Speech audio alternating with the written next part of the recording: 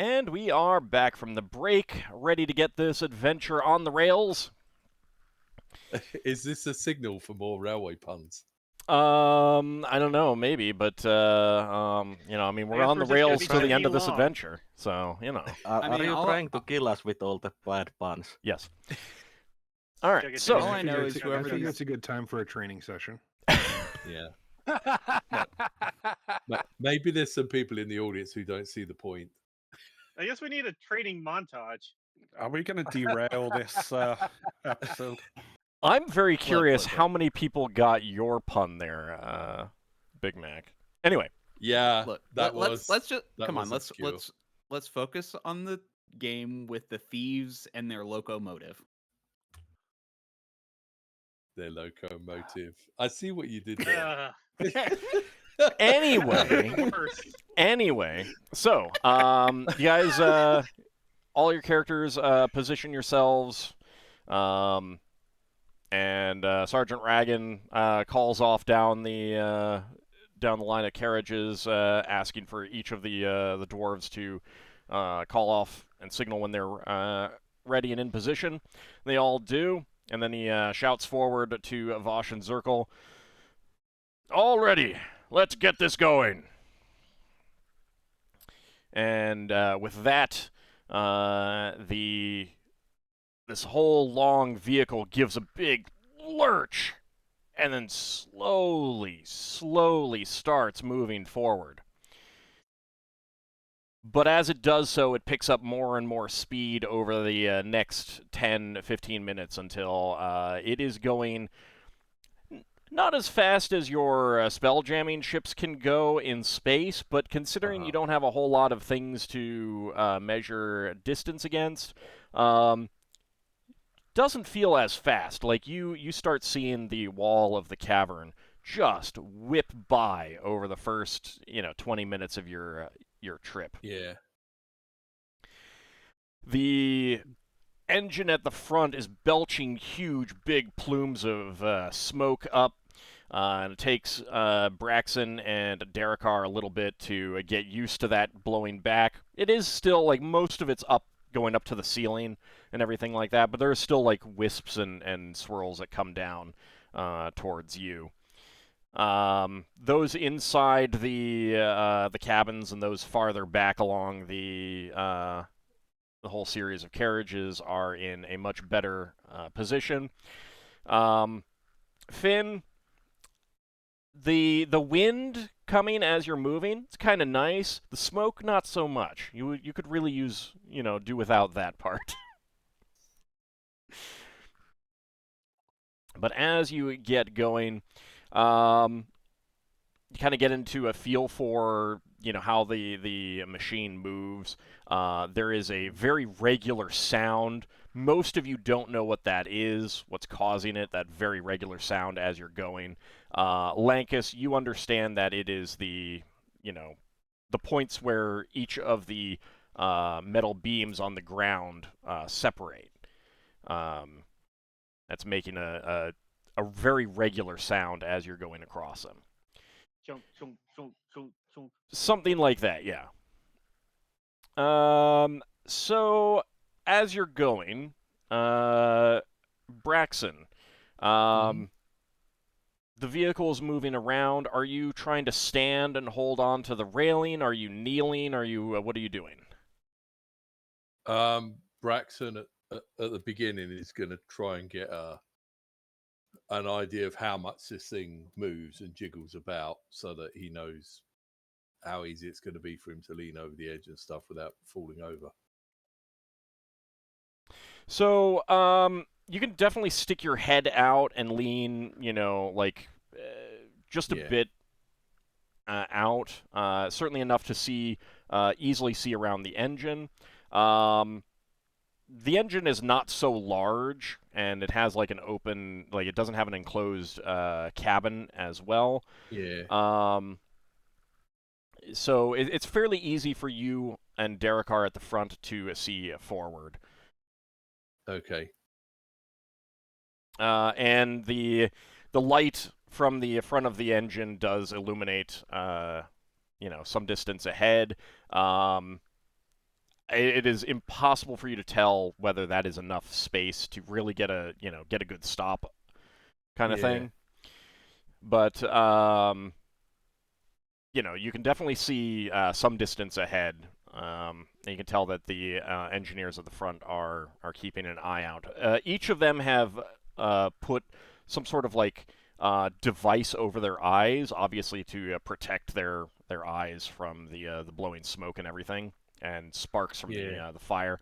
You can see Zirkle constantly taking a shovel, picking up the black stones in the vehicle in between you, and shoveling them into a furnace at the front of the vehicle. Okay. What have you done with your backpack? Are you wearing it, or did you stow it somewhere? That'd be stowed in the cupboard. Okay. Sorry, in the carriage. Okay. Darrakar. So you're kneeling. Yep. Okay. Do you have your crossbow ready? Is that what you're doing? Yeah, loaded and ready. Yep. Okay. So you can definitely feel that a whole day of kneeling there is going to be not great for your legs. But at least you know that there's going to be some stops where you can, stretch your legs for a few minutes. And you can also, move around at the stops and stuff if you want. We're not going to worry about that right now, Lafdul. I'll have to take care of it in whatever town we get to next. I need to buy a longbow. We're not going to worry about that, Lafdul. I mean, it could be be replaced anyway, so. But... Yeah. Darrakar, your pack, what have you done with it? Is there a place where I could stow it? You can definitely stow it in the cabin, on the carriage, the passenger carriage, under the bench. That works. Okay. Lafdul, you're keeping an eye out one of the windows. Yeah, probably playing a game of cards with one of the dwarves. The dwarves are too busy. They're keeping an eye out. They are. It would be like an audio. Yeah, an audio game. You can. Not something that you could be chatting with them, but all of them are on watch. Yeah, so am I. I'm not doing the start. I am talking to them though. Okay, that's fine. Do you have your short bow at the ready? Yeah. Okay. The standard way that they're operating is that they have the shutters on the car open. That gives the best view out, the best ability to shoot. It's very easy to close them if necessary. But they move with them open because that gives them the best vantage, the best ability to see things and attack things. But you're in front of one. Do you want to keep yours open or closed? Sorry, were the rest open or closed? The rest are open. Yeah, I'll keep mine open. Okay. And what have you done with your pack?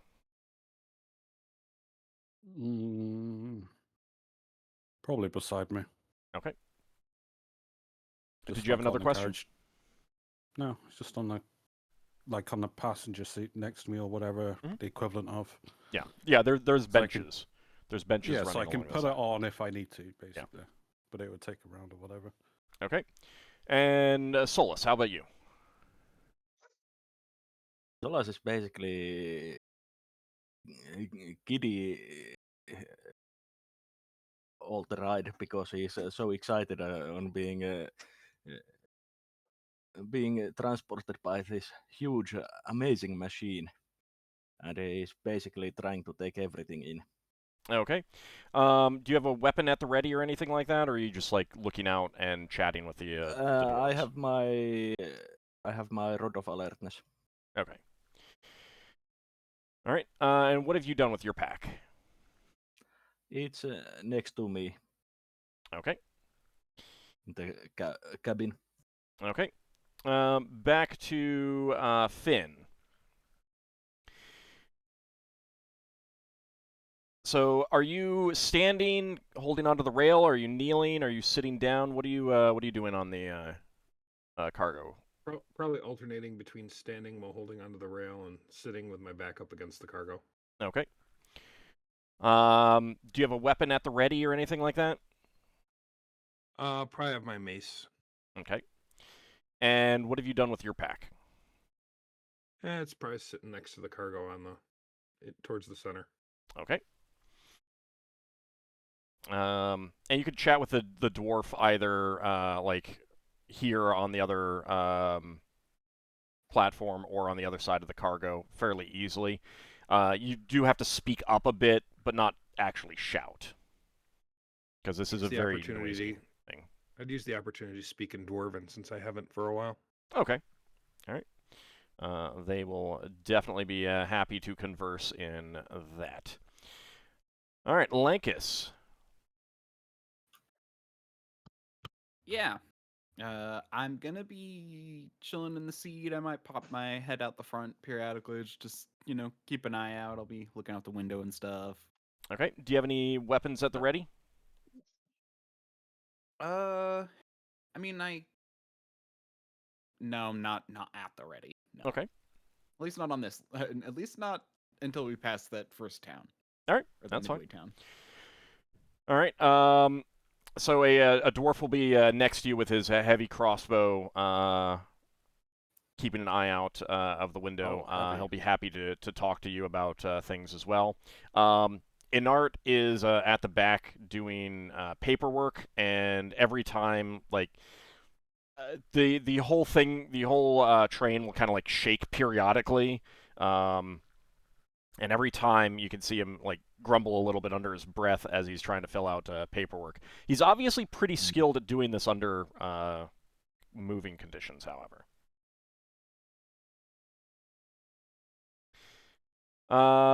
And where is your pack, Lankas? Just with me under my seat. Okay. Under the bench, probably. Okay. And Ockar, what is Beowulf doing? Beowulf is going to be in the cabin, as comfortable as he can be in there. Okay. Just trying to ride out the ride until trouble shows up. Okay. His ears are definitely back, and he's definitely not happy about this. I would have given him something to like munch on during it to like try to keep his attention on something other than the horrible train ride. I'll be giving him scritches to try and help. Give him like a big moose some bone or juicy something. soup bone. So the give him dwarves, like a soup bone or something to keep him occupied. the dwarves are definitely nervous with him in there. And Ockar, how about you?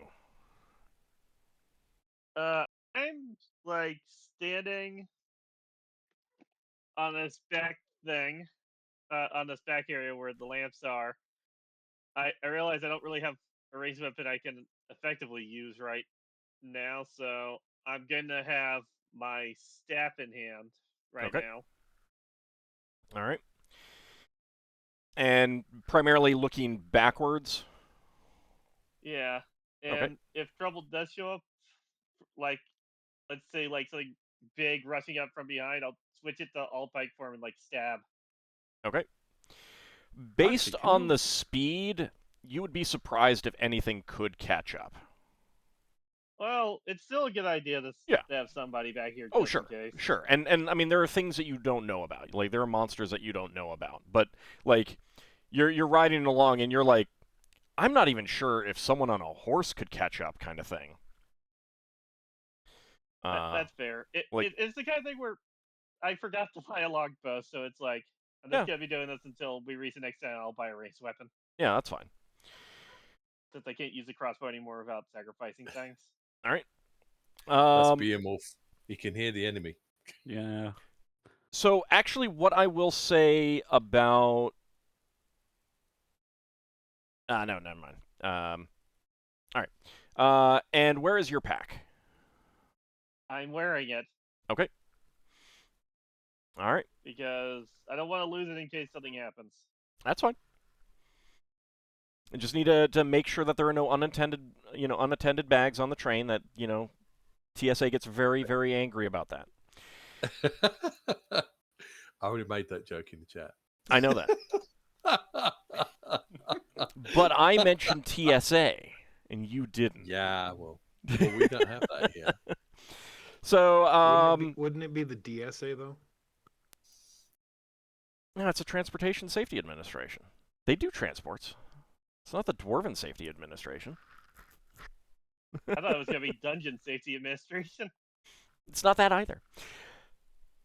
All right, so this whole line of carriages has gotten up to full speed, and it is a bizarre experience for most of you. Lankas, of course, is it is not a bizarre experience for you at all.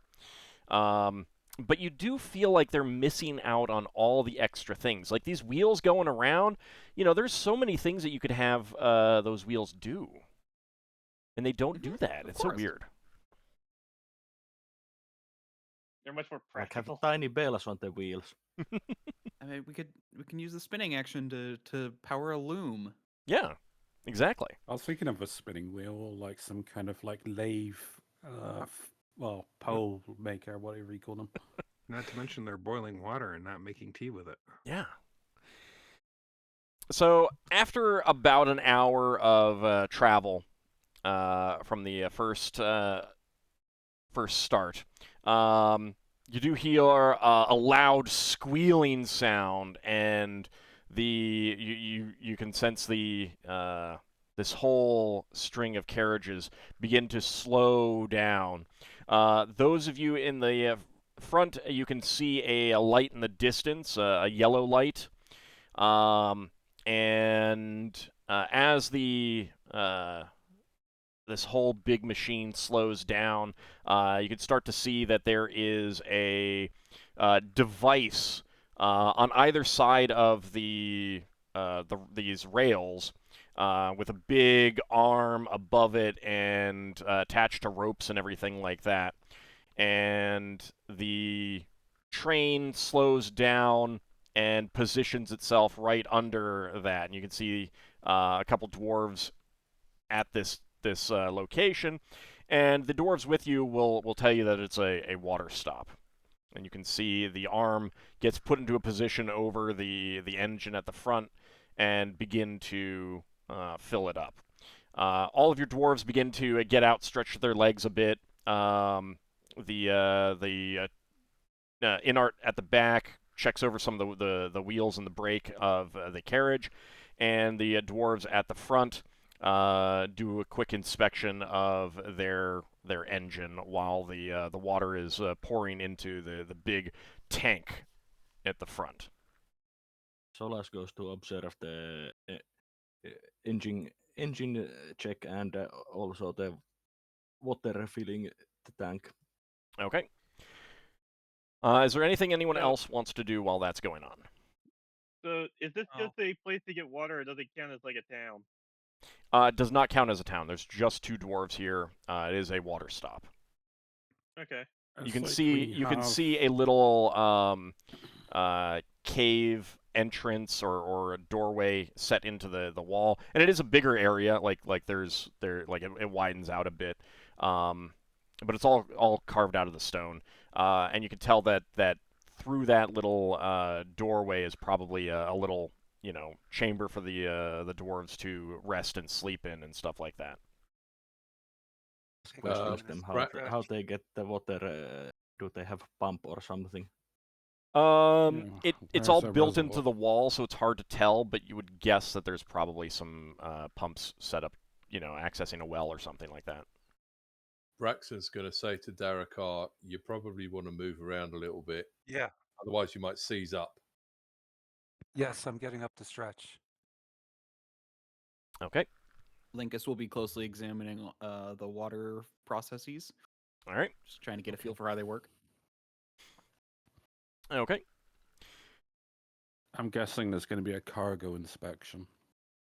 There's a general inspection as they walk along the train. They're not like digging into the cargo or anything like that, because they just loaded it, the day before. So it's just a general inspection. That's all. Oh, Braxton says, I'm gonna check under this train thing, and he's gonna hop off, and he's gonna crouch down and run along, looking underneath the cars. Okay. Like he does look under beds. Yeah. So you don't see anything that stands out as unusual, but you also don't necessarily know what would be unusual. But you don't see any. Looking for is somebody trying to. Yeah, you don't somebody see trying to get on the bottom of the train. Yeah, you don't see any like creatures clinging on or anything like that. Yeah. Okay. But the machinery parts of the undersides don't mean anything to you. Some of the dwarves are doing that as well, but you'd guess that they're actually looking to see if there are any problems with any of the parts. Yeah. Okay, Braxon will run back to where Darrakar is when he's had a look. So they will say, like, you would understand that they'll signal when they're ready to get underway. So you've got, you can keep going until that, and then get back into place. Does anyone want to reposition or anything like that? Yeah, probably just check in with the under end of the crew. Just anything interesting on your watch. Okay. So no one has seen anything, of course. Yeah. You keep an eye out for survivors, because apparently there's going to be survivors along the way. Yeah, So, I think we'll get the survivors when we find the train. Yeah, I mean they've had they have inspectors of the tunnels and the tracks and the and everything like that, and they haven't found any survivors. So, all right, Darrakar, you were saying something? Just stepping out to walk for a second and then getting back on. Okay. Yeah, that's pretty much what Ockar's doing. All right. Get Bjornwolf a little bit of exercise around as well. Mm-hmm. Okay, so everyone's still happy with their positioning and the dwarves' positioning and everything? Yep. Okay. As a topic of conversation with the dwarves that are near me, I'd be talking about when we had Volodra in our group, and how her talking hammer dictated everything she did. I'm definitely putting in some colourful and choice words, I guess. Oh, aye. Some of those magic weapons can be right demanding, can't they? I was going to say about 2 that we recently destroyed. So the engineer will signal down the line that everything is ready to get going, and all the dwarves get back into position. You guys get back into your positions as well, and again, with a lurch, the whole big machine starts moving again. All right.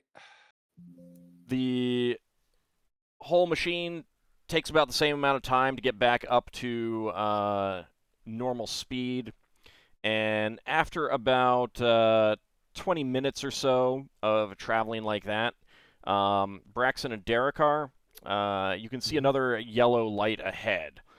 You'd realize that this is too early for any sort of water stop.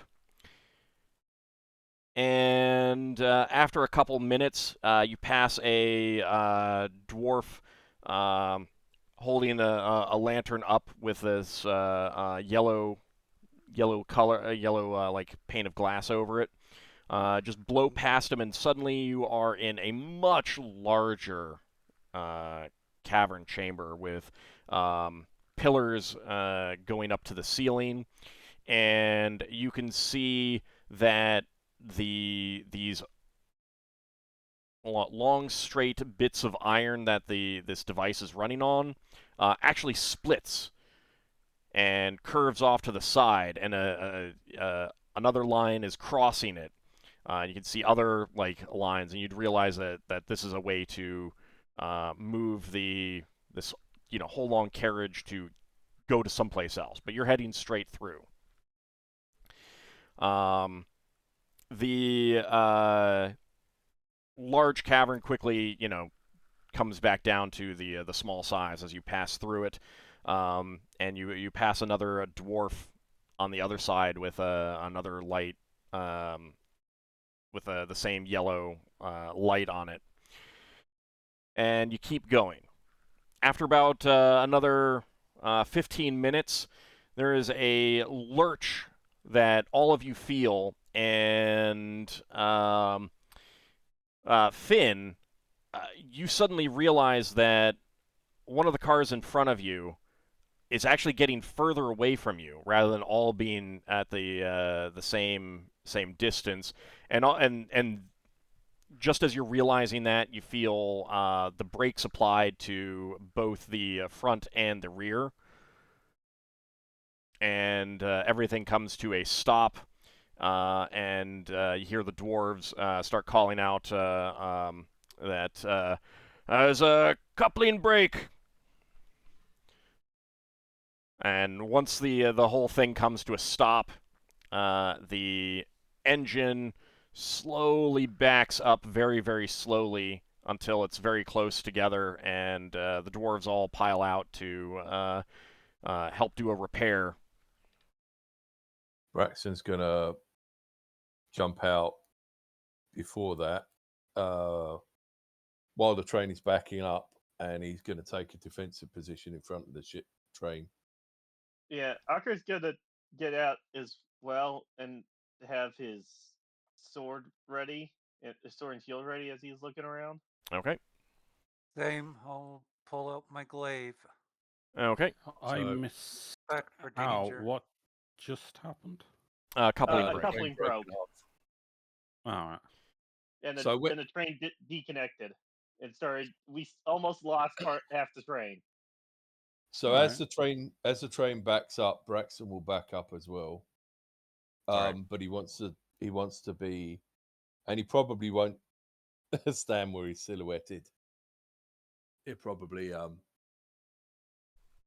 well, there's nothing coming the other way. We'd see something coming the other way. So You're probably, not he'd seeing probably go- anything right now. The dwarves are getting some spare parts out of one of the cargo cars that you now realize has spare parts primarily for, this whole train mechanism.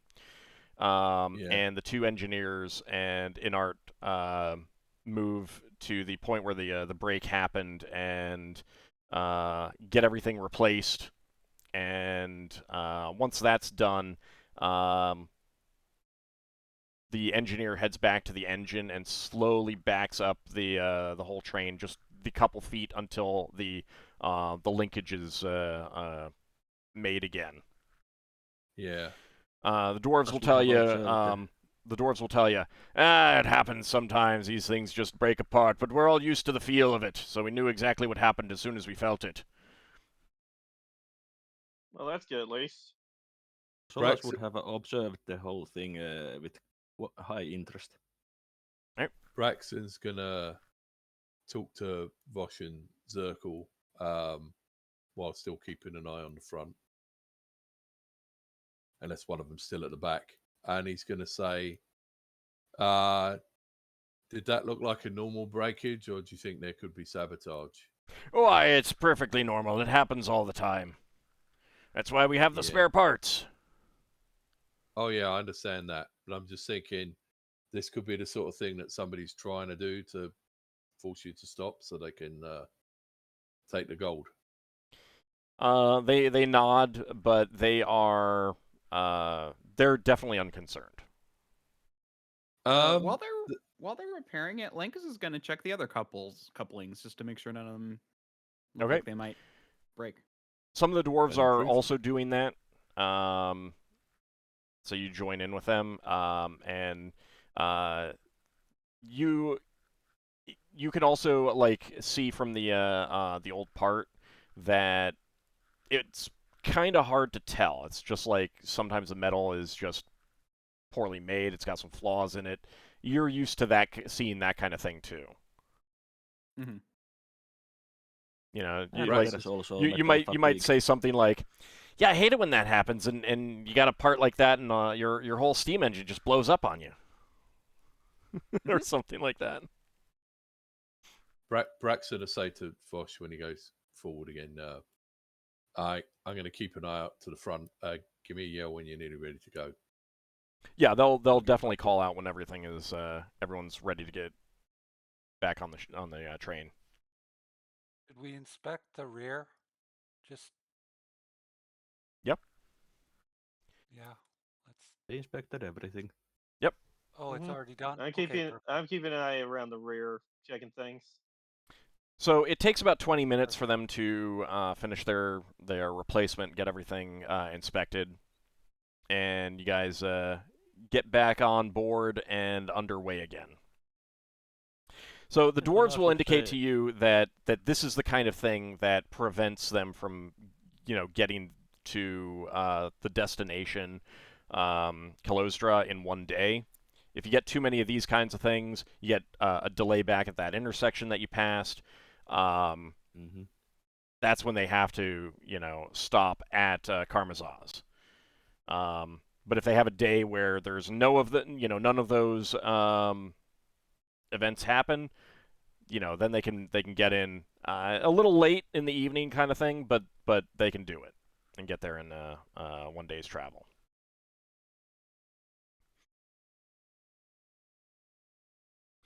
Okay. Lankas has got some sketches done in his notebook as well. All right. Anything anyone want to do in particular while the train is stopped before getting back underway? Or are you guys good to go get underway again? Braxon would again check under the train. All right. This would be another good time to get monsters or people. Go away. Okay. Yeah, I'm exhibiting underneath the train as well from my end. All right. So with that, you don't find anything. You don't see anything out of the ordinary, and you get back aboard as when the engineers signal that everything is ready to go. And with that, the train gets underway again. And it's another half hour or so before you see the blue light ahead indicating a stop, and the train slows down, and you find yourself at another of these water stops. So the dwarves undergo the exact same routine that they did at the previous one, getting out, inspecting the train, getting the water filled up. Anyone doing anything special besides getting out and stretching their legs? Same again thing, really. observes the whole thing. Okay. Yeah, when And I'm ask questions for the engineers. going out, I'm taking my backpack with me. Okay. Yeah, I'm just going out stretching my legs and stuff. Okay. But Also no the one's doing same. anything different? No, Mm, and Braxton's not really stretching his legs. He's looking for people tampering with a train. I mean, it's I- still I stretching your took legs. But, yeah. Yeah. the time to assist Braxon, but besides that, yeah, mainly stretch Actually, my legs. Lankas is going to converse with one of the employees of the water station and ask how well they know the employees of the other water stations. So you get the impression from your conversation that they like serve a week and then they get a week off. And they're frequently moved around just so that it doesn't get boring. So they're interacting with different train engineers, different trains, seeing different people and different cargo coming through, so that it's not literally the same place all the time. And it's basically like a big whole rotation. But when they're off, they do get to like interact with people nearby. The dwarves at this water stop are roughly halfway between where you started and where you'll end up. And so, some of the dwarves who work at this one, like,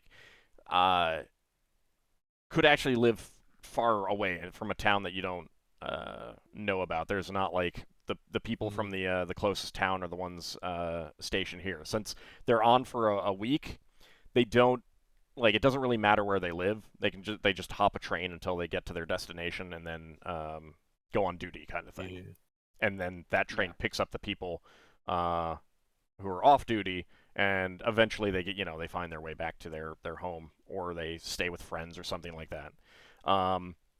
So like there's enough water stops that they can't know everyone, but they get to know some of them depending on who they serve with and stuff like that.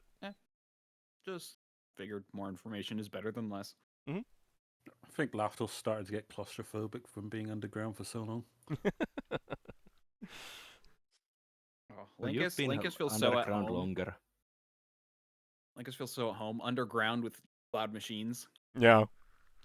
Yeah, it's the complete opposite for the elf that live in the forest. Yep. How's Finn handling it? Finn's probably reminiscing about his time on the Hardhammer. That's true, yeah. And dwarves are familiar to him. Okay. And once the engine is filled up with water, they signal that they're ready to get underway, and all the dwarves pile back on. You guys are still happy with your positioning and everything? Yeah. Okay. So you get underway again, and after about 20 minutes, you do pass through another of these large interchange chambers. There was a yellow light that you saw coming up to it, and you pass right through it. Yeah. But about 20 minutes further on from that, Braxon, you see a blue light ahead, and just as you see it, the whole train begins to slow down. But it's too early for another one of the water stops. Once the train comes to a stop, you can see a dwarf. Like it slowly passes by a dwarf with a blue lantern, who calls out that another train passing ahead. And you realize that you've got another one of those interchanges coming up. But another train got to that point before you, and so you're waiting while it's passing. You can kind of hear echoing down the tunnel, even though your train is loud. You can hear something moving far up ahead. But further on from this dwarf is another one with a blue light. And after about 10 minutes, it switches to yellow, and your train begins moving again, and you pass through this large interchange chamber. Yeah. During this part of the journey, Solas will entertain the dwarves in the cabin compartment with a poem called Elf and a Crow. That is a variation of a Lafdul and a Crow poem, but without naming Lafdul. After they realize that it's going to be a comic tale, they actually tell you to hold off and tell them later, because they don't want to be. They're on duty. They're okay to have like small talk and stuff like that, but if something like they feel like the a comic tale would be distracting. Braxon's going to say to Darrakar, I'm convinced they must be using one of these big chambers to steal these trains. That could be. Yeah. I'm going to ask if there's one of these things between the two water stations where they think something happened. You'll want to wait until you get to a water stop, which is coming up. Yeah. Okay. So you do come up to a water stop, and the same routine happens. You ask one of the engineers about that, and they will tell you that no, that leg does not have an interchange. Not on any of the route. I mean, there's one on the previous leg, but there isn't one on the leg that a train disappears on. Right. Because that's how, if I was going to steal a train, I'd get the train to go somewhere else. Yeah, but if there's powerful magic involved, there's no need for something like that. No. But you don't need magic when you've got something like this that can drive itself. So anyone want to change up their position or do anything different? Well, I'm good. I'm not going to change my position, but if we're stopping, I'm going to take a minute to stretch my legs. Yeah. I'm assuming that that's what's going to happen at the water stops unless someone says otherwise. So. Yeah. Okay. So after the engine is refilled with water, and you can tell like this thing is going through water like crazy. Like it's hard to say because you're not seeing water in barrels, but given that you're stopping like every hour and a half to fill it up, it's a lot of water that these Actually, things use. Can I? Well, it's more of an observation. I'm guessing the steams made some artificial moss or plant life because it's like hydrating the area. So as you've been riding, you've seen that steam comes out the sides, but smoke goes up out the top. But the you're not seeing much, so you're guessing that they actually do something when they do track inspections to take care of any problems like that that might cause damage.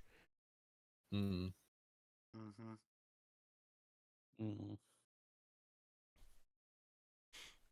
Okay, so once the engine is filled back up again, the train gets underway, and you get going again. But after about like the train just doesn't seem to get up to full speed. Like it should have gotten up to full speed about after about 10 minutes, and you can see Vosh and Zirkle talking, and Zirkle is like after a moment of conversing, he goes back into the tender and starts like shifting the coal around, pulling some of the coal from the back forward and shoveling that into the engine. But that is a slow process, and through that, the train is running very, very slowly. You can tell that this is going to add a bit of a delay since it's not moving very fast. Well, that's odd. And like for those of you in the back, you got no idea what's going on. Like you don't see that. This is something that only Braxon and Darrakar will see. Braxon, do you want to call ahead and ask what's up? Yeah, Braxton's going to say, "Do you need a hand?" They call back and say, "Nah, we got some bad coal. Just need to get some good coal into the firebox. It's not getting hot enough." So to you, this is, you don't know anything about this. They're speaking with a lot of confidence. You'll probably want to talk to Lankas next time the train stops to find out what's going on with that. Braxton's gonna press a button on the stick of many buttons that makes the flaming sword come out of it and say, "Would this help?" They say, "Oh no, keep that away from the tender. Put it out. Okay. Put it out." He'll put it out. Oh, thank you. You could have made us all explode right then and there. The fire has to be carefully controlled. And we just got some bad coal. We'll just need to burn it through and get some better coal in there. It's got impurities in it. So after a while, you can tell that the train picks up speed again and gets back to its normal speed of what it should be. And You're definitely not getting the impression that they're concerned about it. Yeah.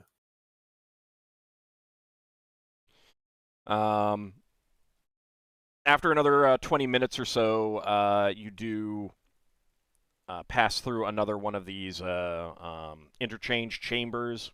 Once again, a yellow light, not a blue light.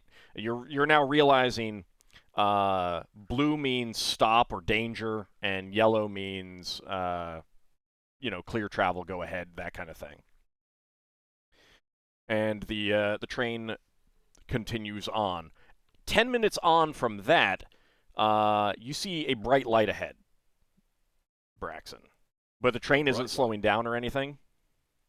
Okay.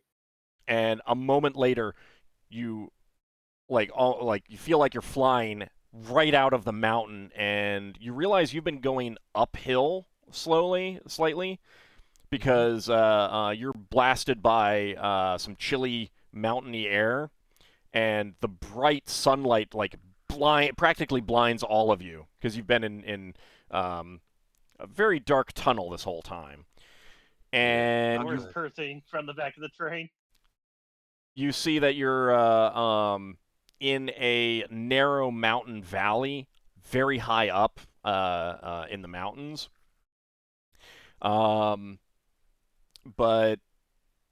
the you can see that this mountain valley has fields for growing crops in and herding sheep and things like that.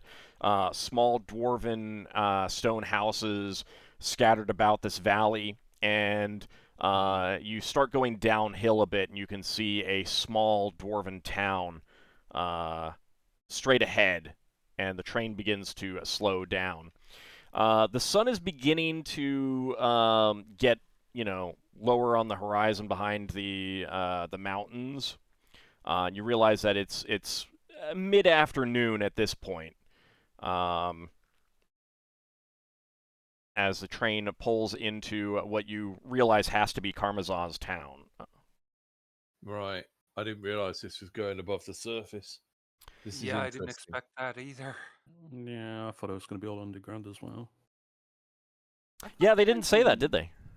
So it's Did they not a not? simple I tunnel. thought they mentioned it. Yeah, I think they mentioned it briefly, like it does go to like some surface areas. But Yeah, I didn't think they discussion. mentioned that it was on our route. But Well, that it's brings up nice to get complication. fresh sure. air. Finn, bit you're cold. probably happy to be out of a dark tunnel, with actual plant life around you. Beowulf look happier that we're out of the tunnels. Oh yeah. I'm Definitely. not going back in there. Definitely happy. I mean, he's still a good boy, so. Darrakar steps out. He's quite happy to get some fresh air and stretch a bit more. Is this the town then that we're supposed to be? Yes. Yeah. They pull in, and immediately they begin. The engineers begin inspecting. You can see some a squad of dwarven soldiers begin to position themselves to guard the whole train. And Sergeant Ragan says to you, Braxon, as he's getting off, given the time and that you'd already said that you'd like to take a break here, we'll be putting you up. I'll get you the information in just a moment. I just need to speak with the relief soldiers who'll be guarding the train overnight. Hold up here, and I'll be with you in a moment. And he goes over to talk to the squad of dwarves. There's a part of me that doesn't like leaving this unguarded. I mean, Well, it's going to be Well, it's gonna be guarded guarded. It's by just not going to be soldiers. guarded by you. Yeah, that's what I meant. But I mean, if you want to guard it, or if you want to bring that up with the party, you can definitely do so. Yeah, no, that would be a thing that I suspect that someone's trust the soldiers. I trust that the soldiers have good intentions, but I think this is where the potential ambush happens, is when they learn that the shipment's in town, and it's going to be I heading mean, the next day off. I So agree somebody's with that. going to be running ahead. That's what I want to look out for. I can actually imagine that happening because this is an open area. I was actually thinking the same thing, but I also don't think that like there's going to be a ton we can do to stop that. I think it'd be better to maybe see if we can find out who might be associated with that rather than trying to stop them, because I just don't think that's going to be very feasible. Braxon's going to hop off the train and walk back to where Finn is and say to Finn, well, you're our nature expert. Do you think there could be places around this where people are observing this train and planning an ambush? I don't.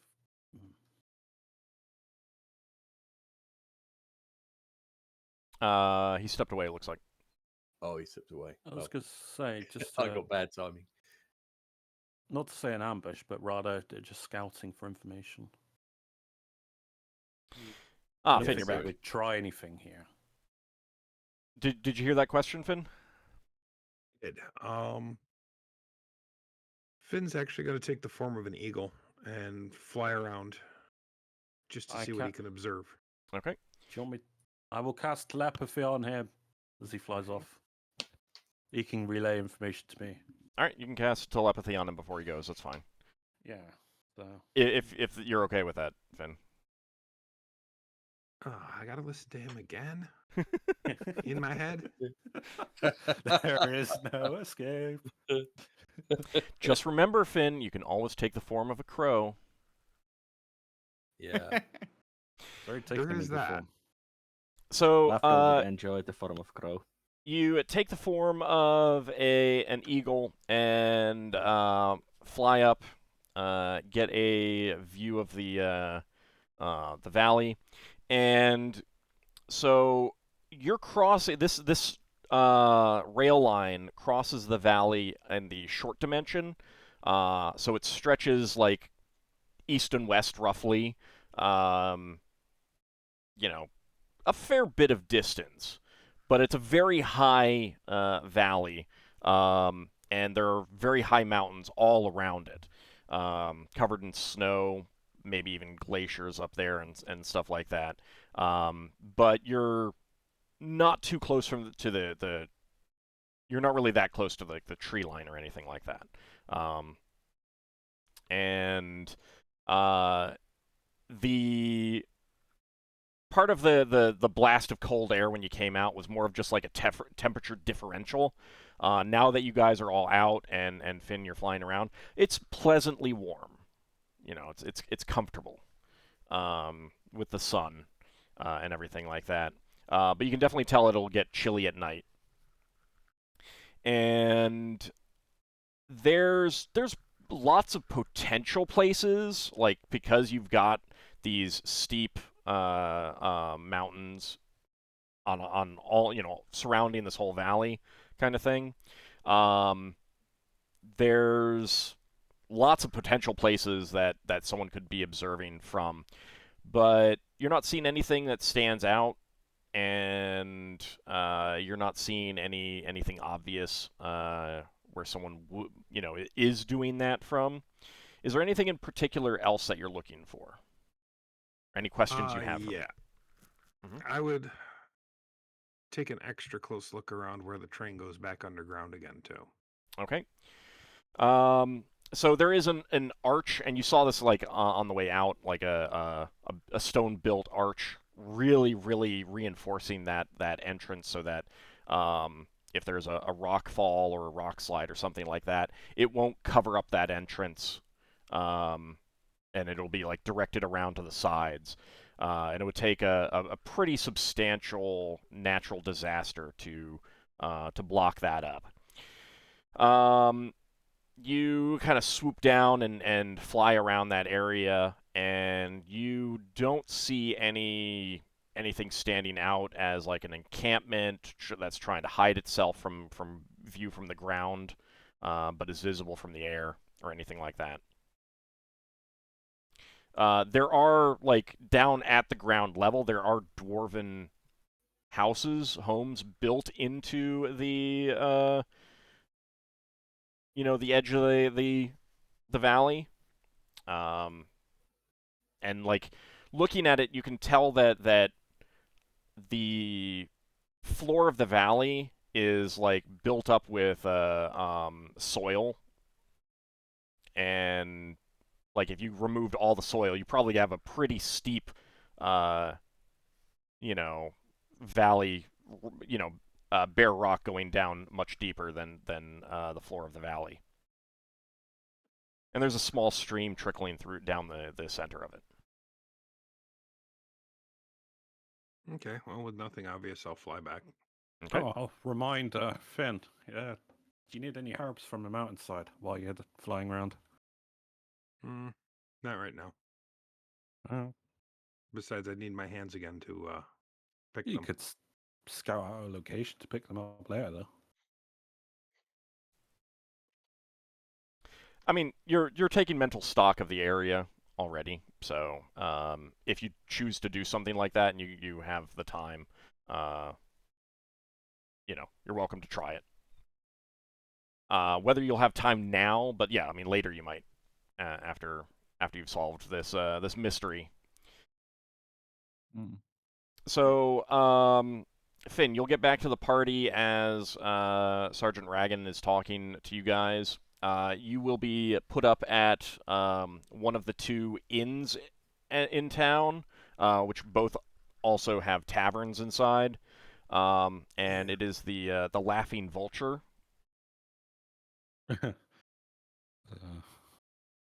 What about the soldiers or the guards? The guards who rode the train will be staying at barracks, as will the engineers. There's, like, facilities provided for the engineers and barracks for the soldiers.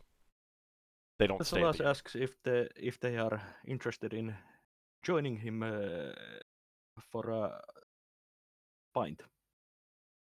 A few might, but the tavern probably can't hold all of them and its normal patrons. And Sergeant Ragan will also say that he wants all of his men to get good rest because tomorrow will be, whatever's going to happen is going to happen tomorrow.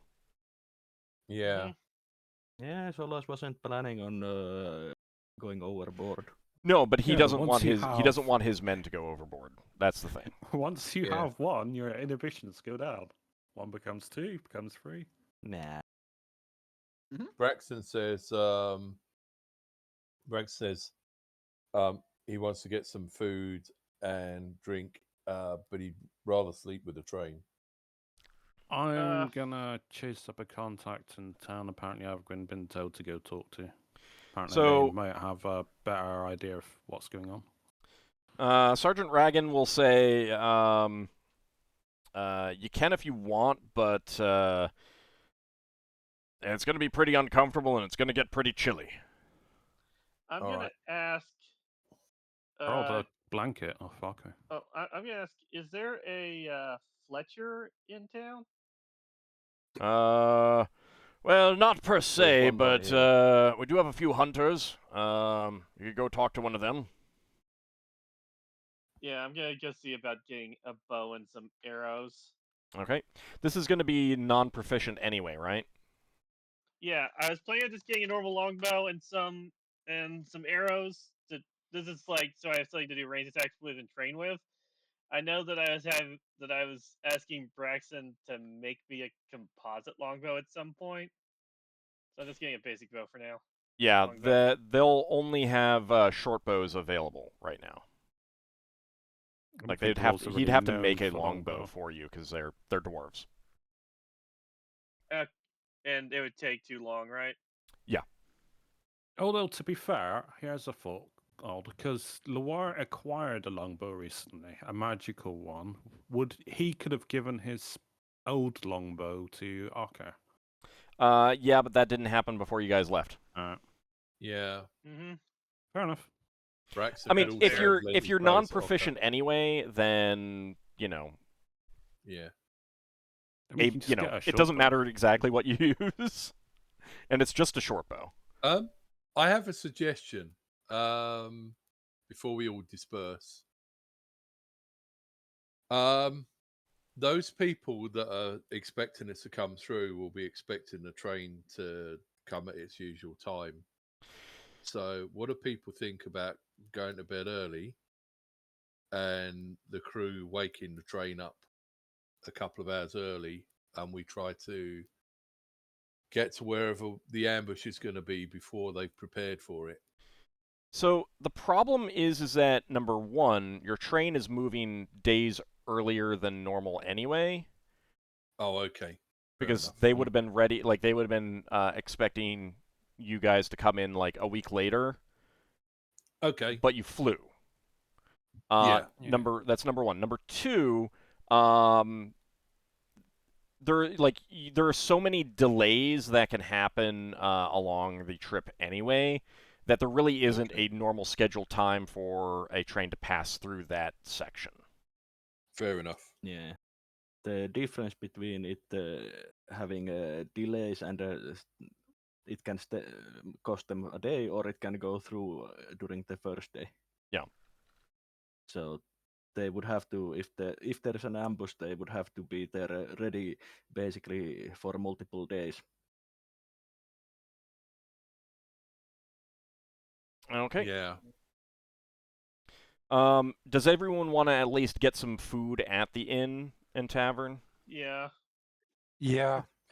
Yeah. Solas would tell the story before we depart with the soldiers that he wanted to tell them. Okay. I mean, like, it's still, like, late afternoon anyway, so if you want to talk to people, townsfolk, later in the evening would be, a good time for that. So you've got some time, like, Lafdul needs to go visit a Yeah, I'd shopkeeper. grab some street food and go. So they would have given you some like travel rations on the ride at one point. I forgot about that. Yeah. So you guys are not like starving at this point. I would have brought my own food anyway, but sorry. Then you could have eaten your own food. They would have offered you provisions if you guys wanted it. I'll put it that way. If they're giving us a place to stay, Braxon will eat there and he'll get some rest. But I was thinking he's going to ask the barman, do they have some non-alcoholic stuff or low alcoholic stuff? Because he's protecting dwarven lives. Yep. Tomorrow they will. They'll have some juice and they'll have water. So what sort of juice? Is it apple juice? Made from trees. Probably yes, because it's fairly high altitude, and I think apple trees can still grow up there. Braxon likes anything made from trees. So, Lafdul, you head to the store, and there's only a few stores in town. Like, this is basically a general store type thing, with general provisions. And everything is sized for dwarves, so even you have to duck down a little bit to go into the doorway. I mean, I am actually, how tall am I? Still taller than a dwarf. 4'10", I think. You're still taller than a dwarf. 4'11", yeah. So you go inside, and like as you've traveled through this small town, like everyone is staring at you because an elf. There are only dwarves here. There isn't even a smattering of like gnomes or halflings or humans. There is no one else. And Finn, you would realize on your flight around, any overland trip in here would be extremely difficult. So you're pretty sure that this is like, except for tunnels and this train line, this is like completely cut off from outside of the valley. No, it's like we're in those northern Alaska cities. So, Lafdul, you go inside and the dwarf shopkeeper really raises an eyebrow as you enter. I do and greet him in Dwarven. Yeah. Because I can speak Dwarven, Mhm. so. and he says, "How can I help you?" I heard you might be a purveyor of information. Or You give be a- more. Thief sign. Yeah, I do it, but you might be aware of more recent events, and I will name drop someone that sent me your way. So I mean, like you would have to give the sign, or I you would would. not. Yeah, that's a given. I'm just saying that I would have done all these things as I'm doing it. Okay.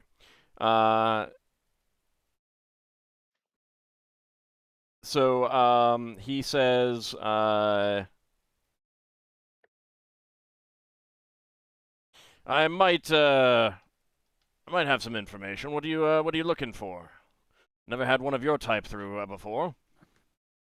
Yeah, the caravan back at the other town, they hired us on as we were visiting one of our traveling companions' hometown. Oh, that rumor's already reached me. Oh, well, that's good. You're in the know then. Yeah, It's not hard considering that you're the first non-dwarves to get to the town and you came in on the train. So yeah, apparently this train has a habit of disappearing along with all the dwarves, so we're basically trying to figure out why and or prevent that from happening. I'm wondering if chasing up one of my leads is to see if you know anything, or figuring out if do you know if there's an inside person, or do you know if it's like another nation? I'm basically looking for information.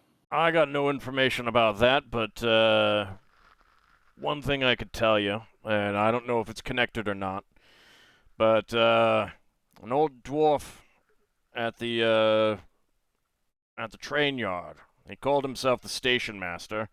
No one really disputed it. He helped out there. He had a job there, but it wasn't actual station master. Anyway, he said he used to see a strange lady in red in the train yard. She was a beautiful dwarven maiden, and she were interested in these devices. He hadn't seen her before, but he was fond of his drink, if you know what I mean, so we never thought much of it. Figured it was just one of his little fancies. But, he was found dead not too long ago. Just torn apart. Not too long ago. How long ago are we talking here? Months? Years? Week ago. Oh. And he only started talking about seeing this lady in the past few months. Huh.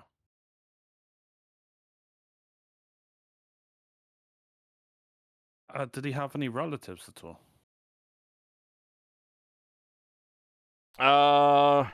None who lived near kin? here. Did he have lodgings or anything like that?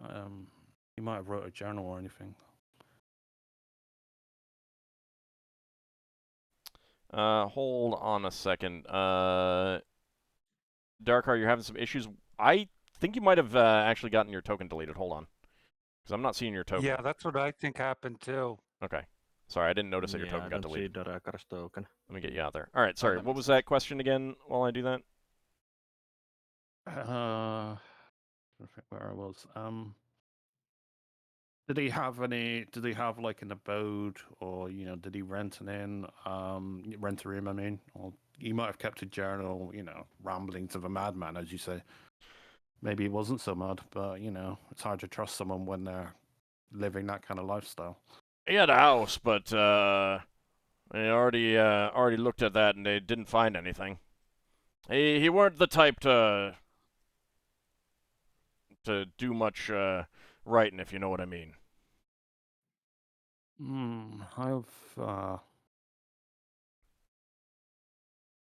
Well, it's given me more than I'm aware of, and I have access to some divination magics, and they allowed me to figure out that the attacks were, well, they were attacked, and it wasn't like a natural disaster. Someone or something was behind it. That's what most of us think. Some think otherwise, but it surprises me not one bit. But like I said, whether this is related or not, I don't know. It's only solid information I got for you. Is there any like folk tales around this lady at all? Or would I be better off asking taverns?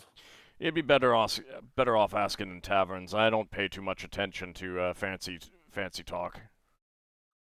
It's really only the fact that that old Ned there was torn apart recently that I even have any clue that this happened.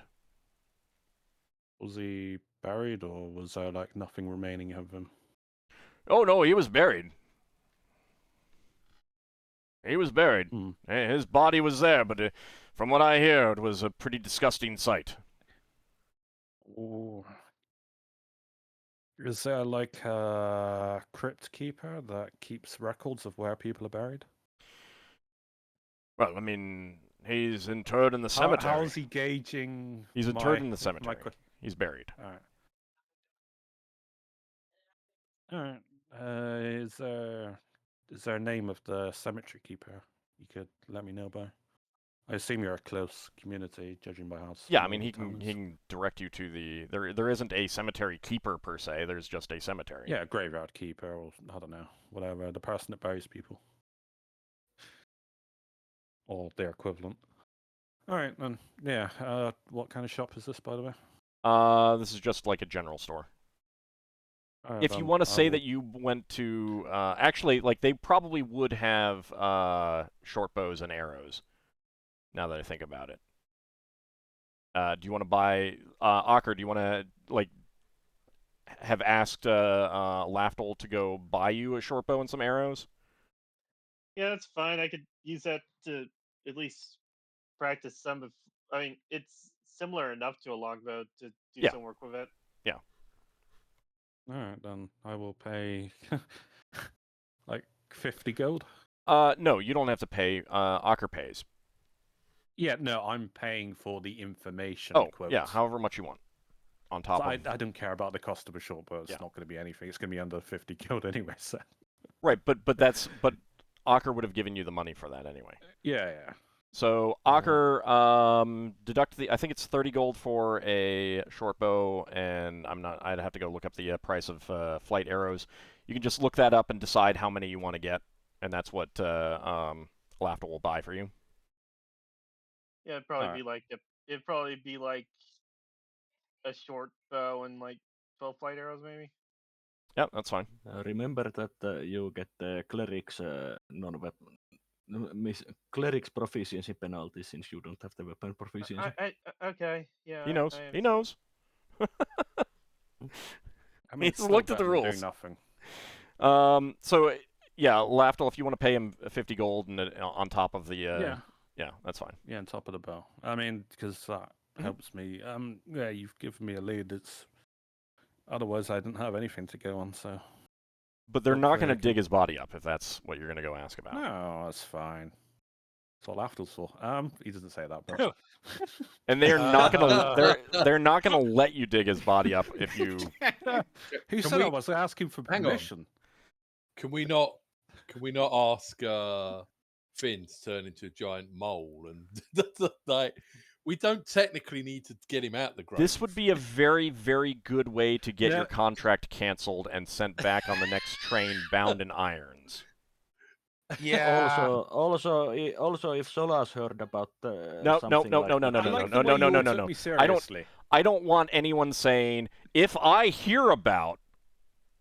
Either talk about things that you know, and like that because you're there and you're there. I don't want any talk of if I knew about this, I would do this. I don't want that. Yeah. But Lafdul, you understand, like especially with dwarves are some of the most sensitive people about their dead. Yeah, I know not to do that anyway. But I was if anything, I was going to do thought captures around his house, but I can do them anyway today anyway. Yeah. Or where I figure out where he might have died, looking for witnesses and stuff like that. So I'm just going to have to go around various I'm going to get much sleep now. You probably will just, like, you have a tavern that you're booked at. You can just talk to the people there and find out the information that you're going to get. You're not going to get too much more information than what people have to say. Yeah, well, I will relay when I get back to the party. I will He was relay killed in the train yard, and tons of people work there. Yeah. So, like, there's all kinds of thoughts floating around there. So I'm telling you right now, like, there's not much that you're gonna get out of magic. Well, maybe you at can his still try. house or something. You can still try, but I mean, strong thoughts of being killed. yeah, you're gonna get. Oh my God, it hurts. Yeah, but it was true. But you might get like a mental image of what the attacker is. Oh no, not a. You can try. Also, you can Why try. don't you try and find thoughts of him going on a date with the red woman? Well, anyway, I would have told the party and see what they had to say before I planned on doing anything else. At the moment, I've just conveyed what I know. Okay. Sounds like So you get to the inn that you guys have all been directed to. So Braxon, are you going to stay at the inn or are you going to stay with the train? I guess I'll stay at the inn, but I might get up early. Okay. Braxton will also want to go and see if there's a church and pray again, just in case he gets any guidance, which he won't. There is a Temple of Moradin, yes. Yeah, I'll go to the Temple of Moradin, but he'll eat something in the tavern and then go there. Okay, so you head to the tavern, and already some dwarves have gathered there for drinking after work and everything like that. And, like, it goes dead silent as you enter. Obviously, rumors of non-dwarves being in town have quickly spread around. But still, to actually see you guys is still a bit of a shock, especially when one of them is a Minotaur. And since this building is designed for dwarves, Darrakar, how tall are you?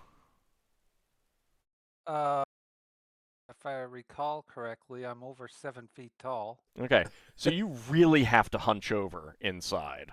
Yeah. You're baby crawl. Braxton's going to just say. hunch over. Braxton's going to say to the dwarves that have stopped talking. Pardon me for interrupting your drinking session. My name's Braxon. This is my friend Darrakar. We're from the Company of the Broken Sword, and we're here to find the people who've been attacking your people and punch them in the nose until they stop doing it. A few of them give guffaws at that, and one of the dwarves near the door says, "Well, you're all right then. If you can solve this matter." Now, me, I think it's one of them black balls that wizards sometimes have that destroy everything that touches them. You heard about them, haven't you? A whole bunch of other dwarves basically call out and tell him to shut up. And one of them says, "Don't listen to him. He's already in his cups."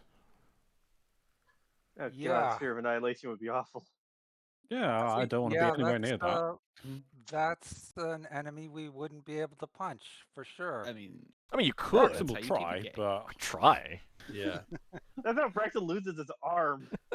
Yeah. More than the arm. He converts to Tyr. He's now the one-hand worshipper. I like to hope that Braxton would not actually punch a Sphere of Annihilation. So, shake his hand or shake the ball. You take I seats. imagine it is Braxton would swing his sword at the Sphere of Annihilation, and then half the sword would be gone. So you take seats at the in the tavern, and some of the tavern maids come over to find out what you want to eat and drink, and you make your orders. It's all supplied by the dwarves already. They're covering it. They have various things like stew and mutton and fresh vegetables, fruits, that kind of thing.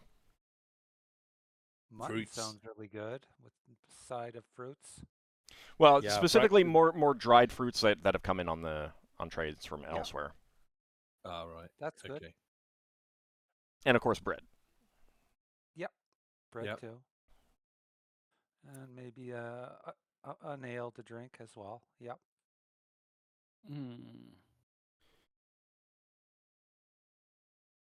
Lankas is gonna do a impromptu performance with some illusions in his flute Okay. for the tavern. That definitely gets some of the patrons happy and excited, and a few of them invite you over to their table, Lankas. Okay. And one of them says, "So you're here to deal with them knockers down in the mines, eh?" Yep. So, Lankas, this is something that you as a gnome have heard about, but tinker gnomes in general disregard it, being completely unscientific, of course. That there are knockers in caves that harry miners, and they're like ghosts or a poltergeist or something like that. And the dwarf says, "Aye, them knockers don't like these loud engines flying through their caves all the time. And if you hear the sound of them, and it's a sure sign that you'll be dead soon." Sound of them. And what do they sound like? Oh wait. Well, knocking, of course. Ah. So, like, to you, this is a classic old miner tale. It's something that Tinker Gnomes back on Kryn will laugh about the human miners who live near Mount Nevermind. They have these superstitious beliefs, and you're a little surprised at dwarves having such things. You can tell that from the table, not all the patrons at this table agree with this guy, though. I heard a rumor. So you did. Lafdul did tell us about the red woman. Yeah. Thing. Yeah. Okay. I heard there was a red woman snooping around the trains. Heard anything about that? One of the other ones says, "Aye, the red lady, she be a ghost, and if you see her, you're sure to die." No, the first one says, "No, it's the knockers, I tell ya." They then descend into a bit of an argument. So, like, you can tell that the second dwarf, obviously believes that old Ned was seeing some apparition, a ghost, that Killed him. or presaged his death.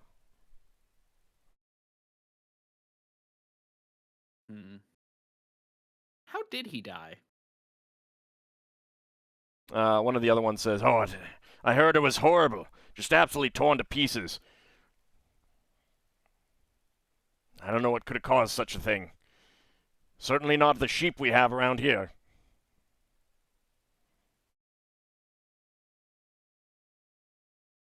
So you talk to them a little bit more, and they don't really have any other clear information at this table.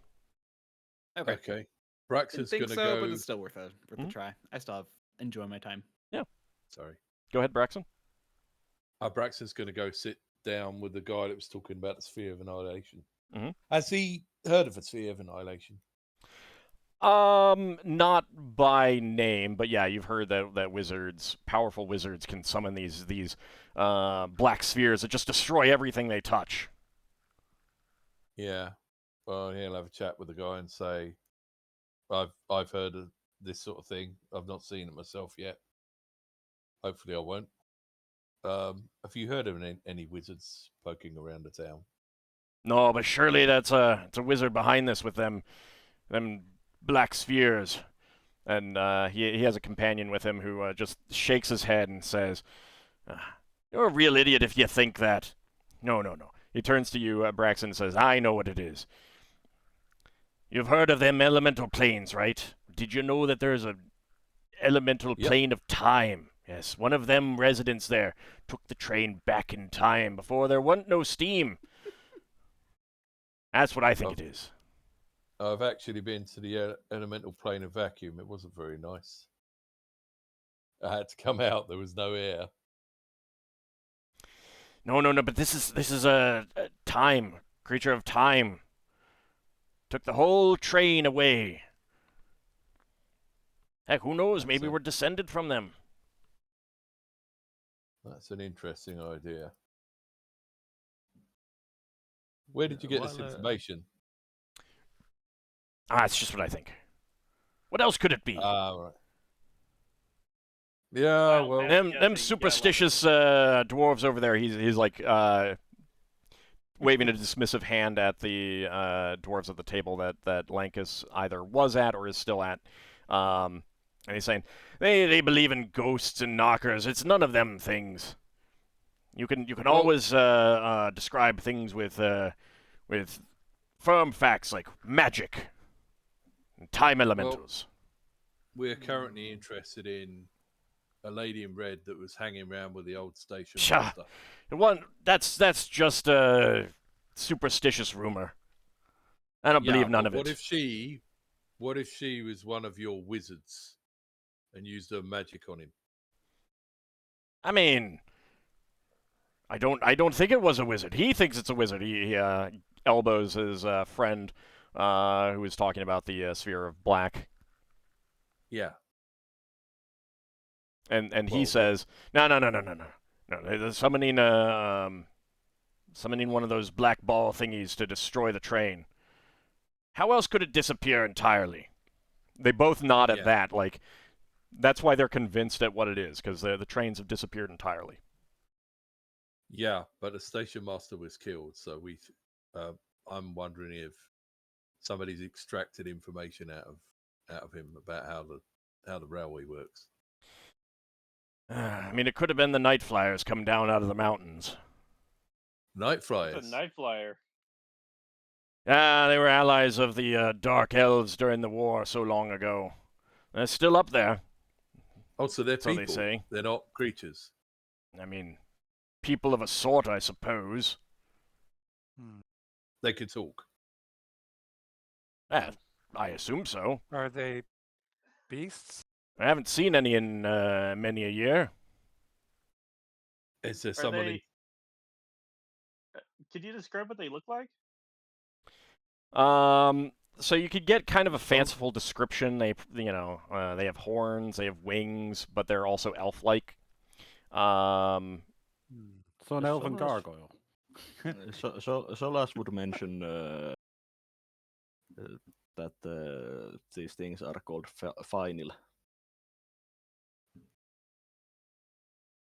But no one's seen them in a very long time. They're supposedly still up in the mountains, but...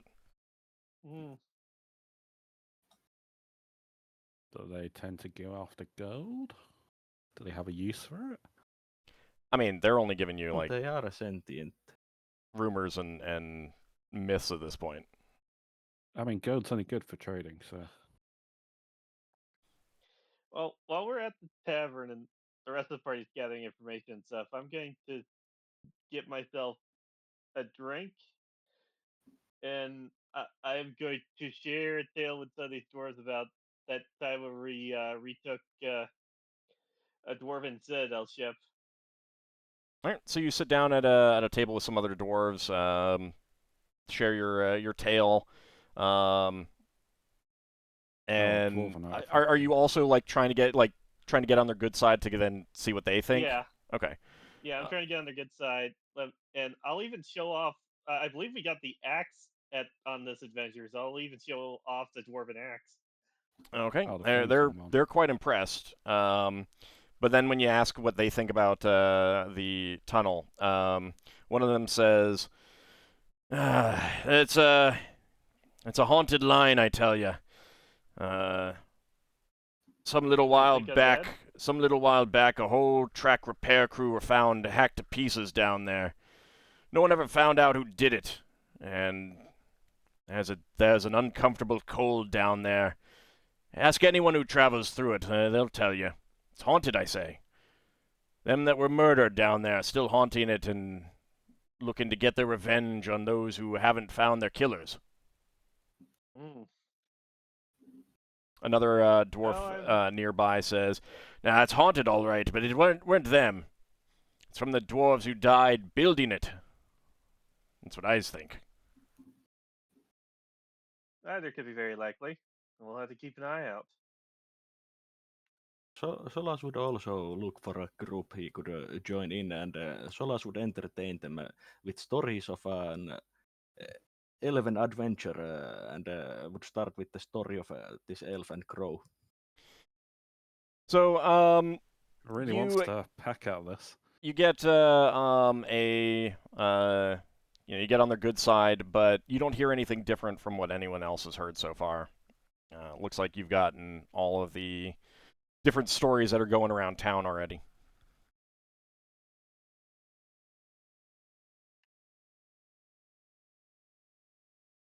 Okay. So, anything Then else I guess anyone we want to should do? see about trying the rest or do anything else that anybody else can think of. Okay. I'm Have they got gonna. like a temple or anything? Any kind of like Yes. a There's a Temple of generic- Moradin. There's a Temple of Moradin. Yeah, they would Braxon's have gonna head priests up there. though. Yeah, Braxon is going there. What were you saying, Lafdul? I'm sorry. Yeah, I'd probably go with. Okay. Braxon's gonna finish his stew, and he's gonna take his plate back to the bar because he's a good customer, Okay. and he's gonna take a couple of bits of bread and stuff them in his pockets to eat on the way up. All right. To the temple. Okay. So you two go out to the temple. The lay priest who greets you is quite surprised at a human and an elf not only being in town but also coming to the temple. And he says, "How can I help you? Is someone injured? Someone need aid?" No, we're okay, but we've been sent to help your people with the problem of someone that's attacking your trains, and we're hoping that you can help us with some information that might allow us to work out who the enemy is. You have more stock in the supernatural compared to the, shall we say, unfaithful dwarves, or some that are too much into their cups. Yeah, we've been hearing about some creatures called night flyers that were attacking you before. They haven't been seen in, I'd say a century. Okay.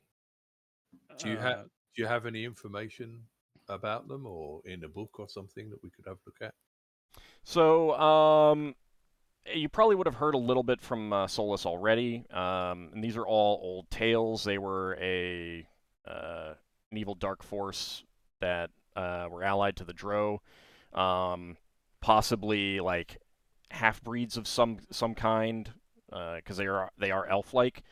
Yeah. But you know, they were a major force in a great war that happened many centuries ago on this world. Basically, like kind of the forces of darkness and the Underdark versus the forces of light and the surface. Yeah. And they've got, they got pushed back into the Underdark and the high mountains and everything like that, and they've been quiet ever since, at least from any obvious point of view.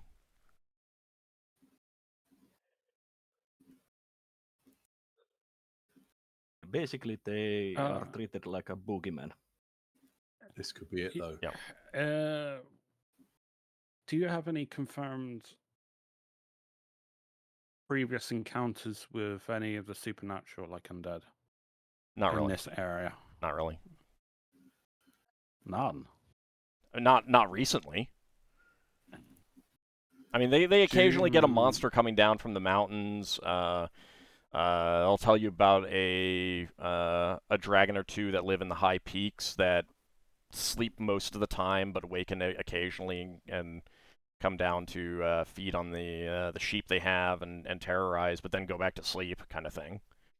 You know, Yeah. all the usual stuff, but nothing that feels related to these train disappearances. You're telling me a dragon lives in these mountains?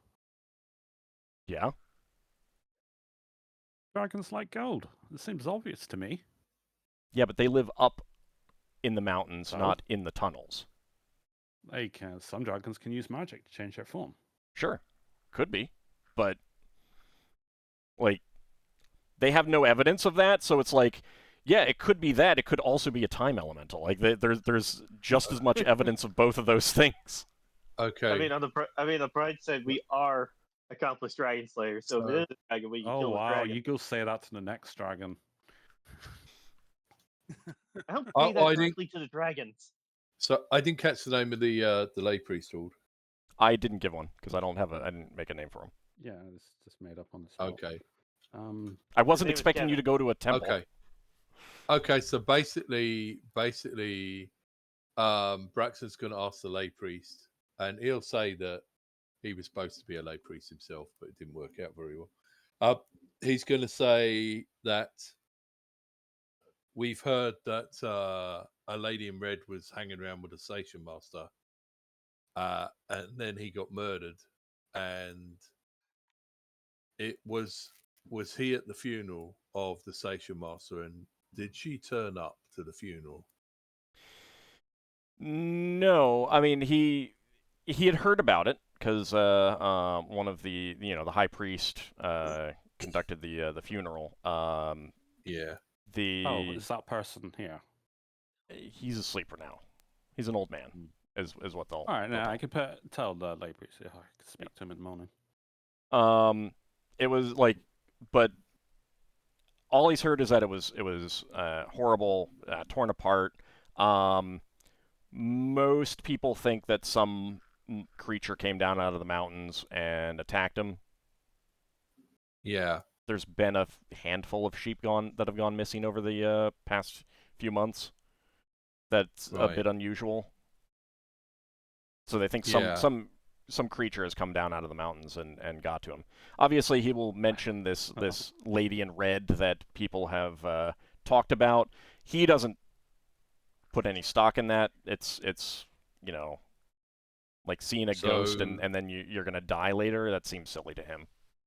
Oh no, I'm not thinking this lady in red is a ghost. I'm thinking this lady in red could be a spy that was trying to find out information about how the railway works.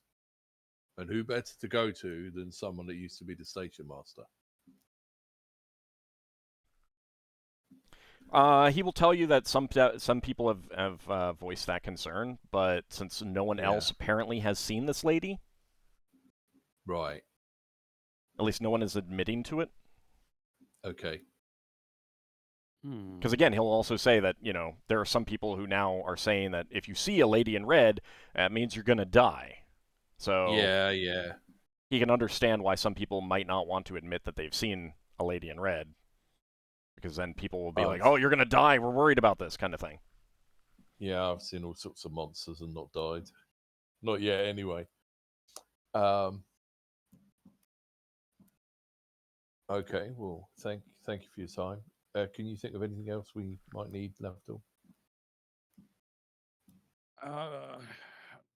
Apparently, there were survivors of the caravan attacks.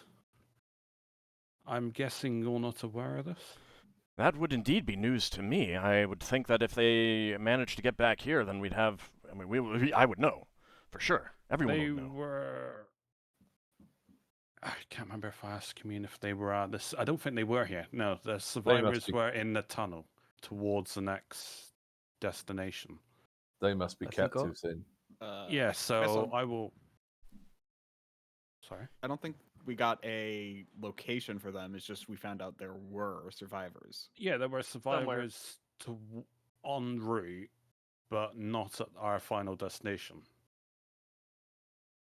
They were just somewhere. I don't know where. I assume they were taken prisoner somewhere. That's Yeah. Yeah. that's the impression I got. There's something sketchy going on in the tunnel. Something that everyone overlooked. I mean, in a frenzy of battle, sometimes people slip away. Not everyone gets killed.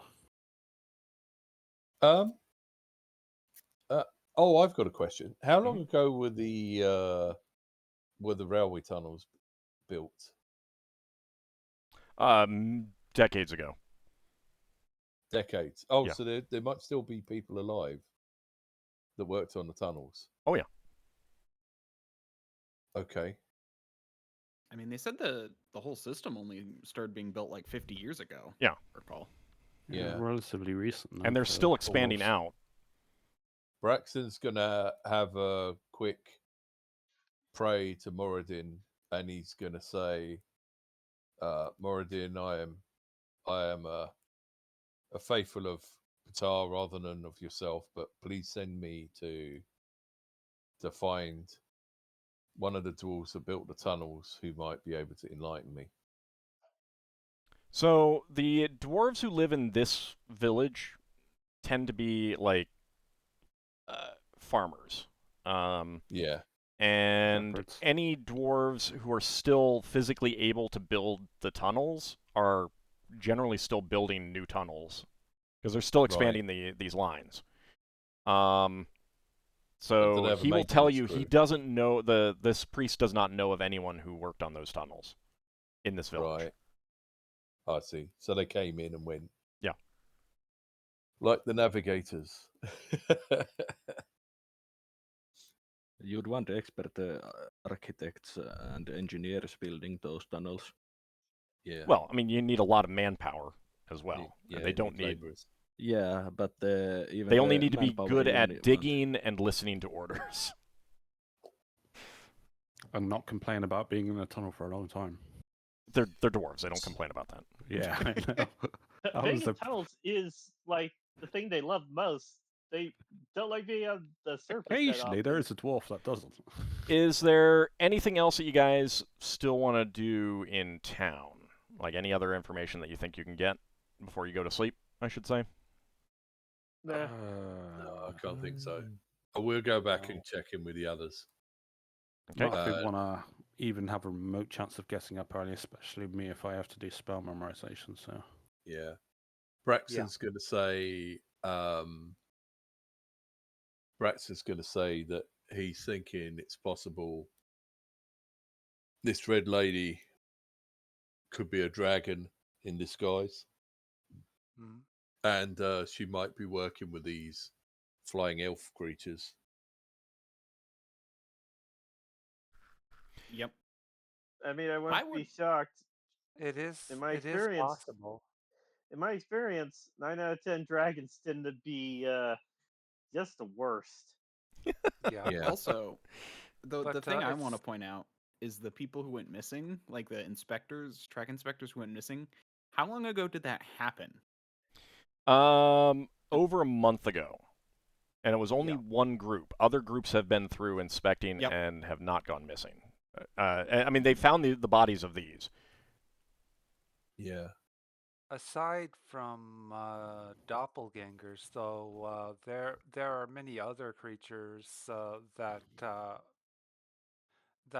use humanoid forms, not just dragons. Now, did you guys want to get up early and get started early? Because you talked about it, but you Yeah. didn't actually tell the dwarves that you wanted to do that. Well, I don't. I think everyone poo-pooed the idea of leaving early. But Braxon will want to get up early.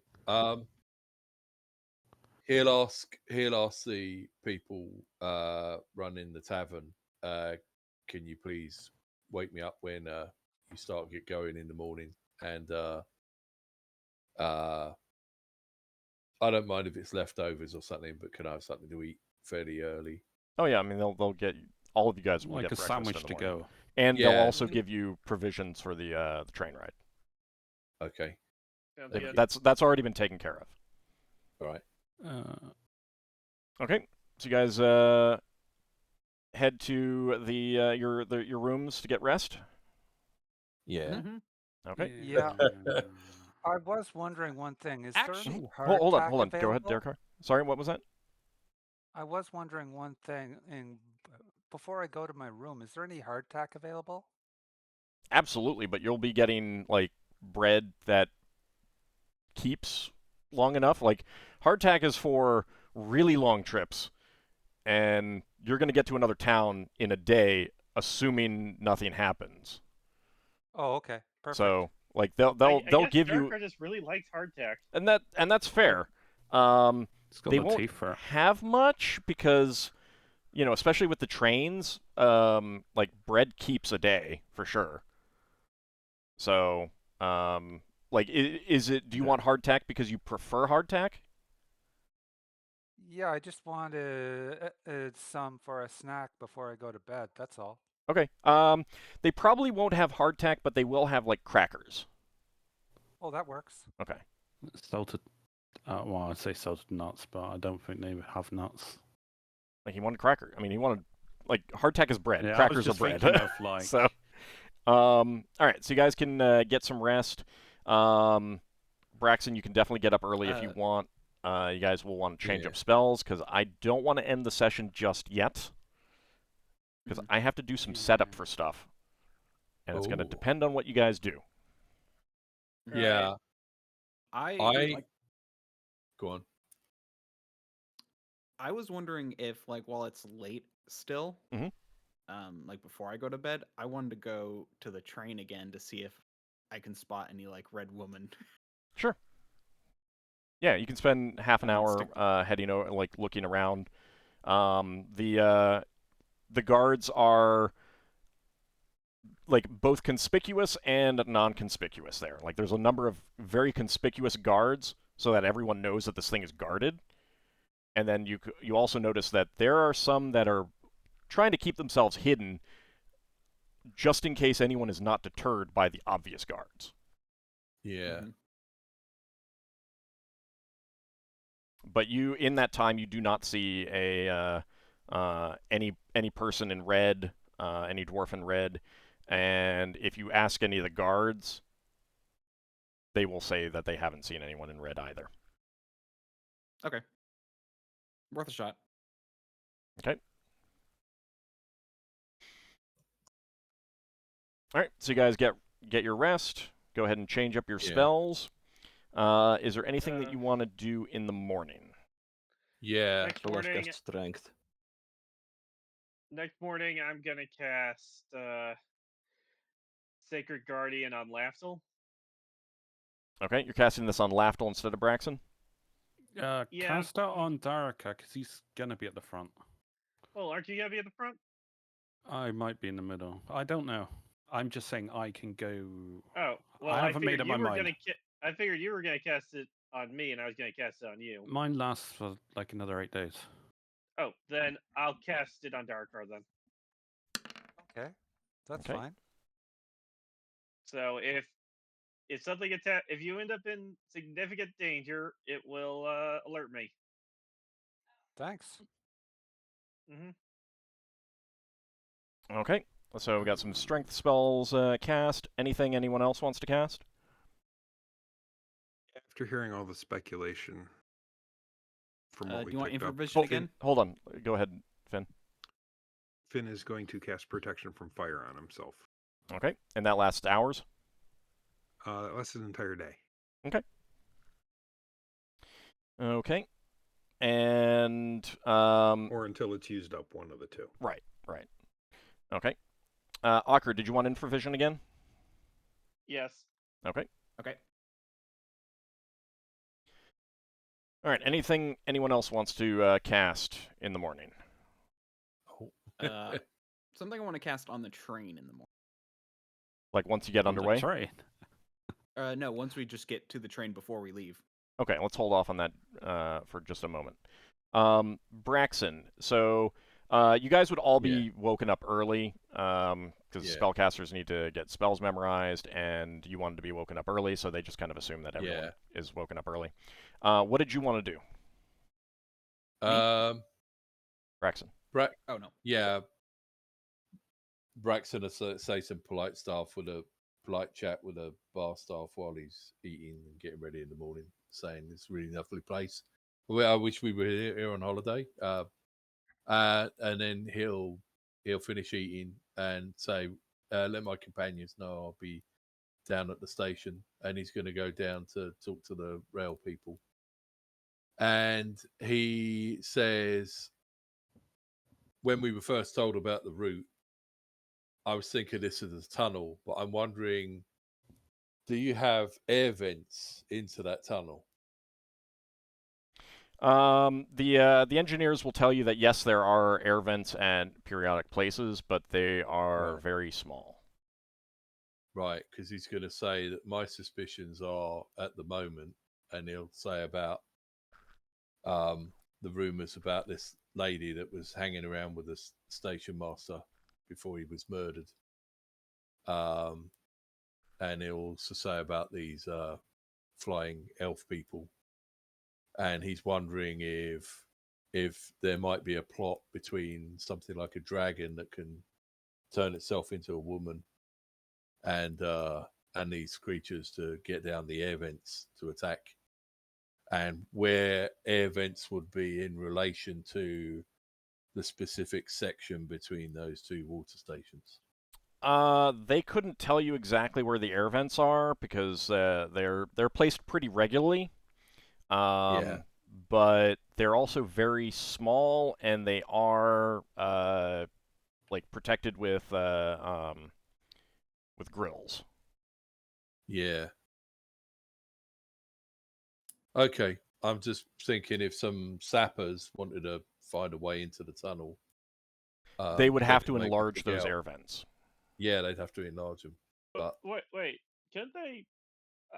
I have this push a misty form. Couldn't they take on a misty form and travel through the vents? Anything's possible with magic is kind of the answer there.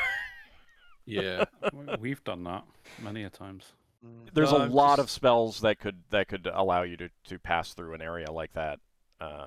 Yes. but I'm wondering if a dragon could possibly tunnel down. So Maybe. they think that they would know. Yeah, Because number one, that's coming from above. It's gonna cause material to come down onto the Yeah. tracks. yeah, Another possible thing that could make use of a form either like a dwarf or human like that would be a fiend. Mm. But would they be any less noticeable getting in and out? I mean, if they have some Not that ability we have to that. become very small or insubstantial. Not that we have that much knowledge about feeds. That's fair. No, that's just the other thing that crossed my mind that it could be. So, anything else that you guys want to ask about or do, or are you guys ready to get going? Braxton's going to ask about, because he's going to say it wasn't really made clear when we started off. He's going to ask about how much of this route is underground. Is the first watering station above the ground or under the ground? You're going to go back underground before the first water station. Right. As And go on. I might need to be in one of the front two places, based on the spell that I'm going to cast on myself. Okay. With either Oh. you or Darrakar. Okay. One of you. I just need to be able to see the front for it to work. So you know that there's like going to be a water station. So when you get to that water station, you can start planning out if you want to do anything different. I mean, the spell will last for like 9 hours, so. Well, I You're understand, gonna but my get- point is that like it happens between two water stations, so you get to the water station before it happens, and you can make any preparations that you need. I don't Move mind. around I don't people. mind Yeah. I don't mind dropping back to the back of the first carriage. If Lafdul needs to be on the front. So the next city is the next city underground, and there's no more. Once you above go back ground underground, stuff. you're not coming out again. This is the only spot that's above ground.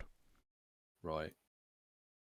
But certainly, if somebody's trying to observe the train, the way they can work out when you're going through is by observing the train at this place, this town, and then seeing it go into the tunnel. Yeah. But so if they've got a way to get into the tunnel, then that's how they could be doing their attacks. the dwarves will also note that the train should move faster than anyone could move, like walk or run to another location. So they'd have to have some means of moving faster than the train. Possibly. I mean, That's their point of I've view. got I mean, like, I've got a spyglass on my ship that allows me to see at range. So if there was somebody up in the mountains watching with a spyglass, they could see when you set off. yeah, but you're still like over 10 miles away from where the ambush happens right now. The ambush happens underground. Yeah. So you're looking at like the spyglass can't see 10 miles away. No. Is their point. So someone would still have to get a message from a vantage point to the ambush spot, and that means moving faster than the train can move. Yeah. Is their view. Or signaling from person to person. Yeah, I mean, a message would have to move faster, and that kind of thing would require like tunnels that are straight to that point that they would have needed to have done. Yeah. Or a sending spell. Yeah, I mean that is faster. Magic would definitely work. Like they can't discount that, but they also have no evidence of it. So Okay. as with the ventilation shafts, magic can get around a lot of things. Yeah. Okay. Anything else? Are you guys ready to go?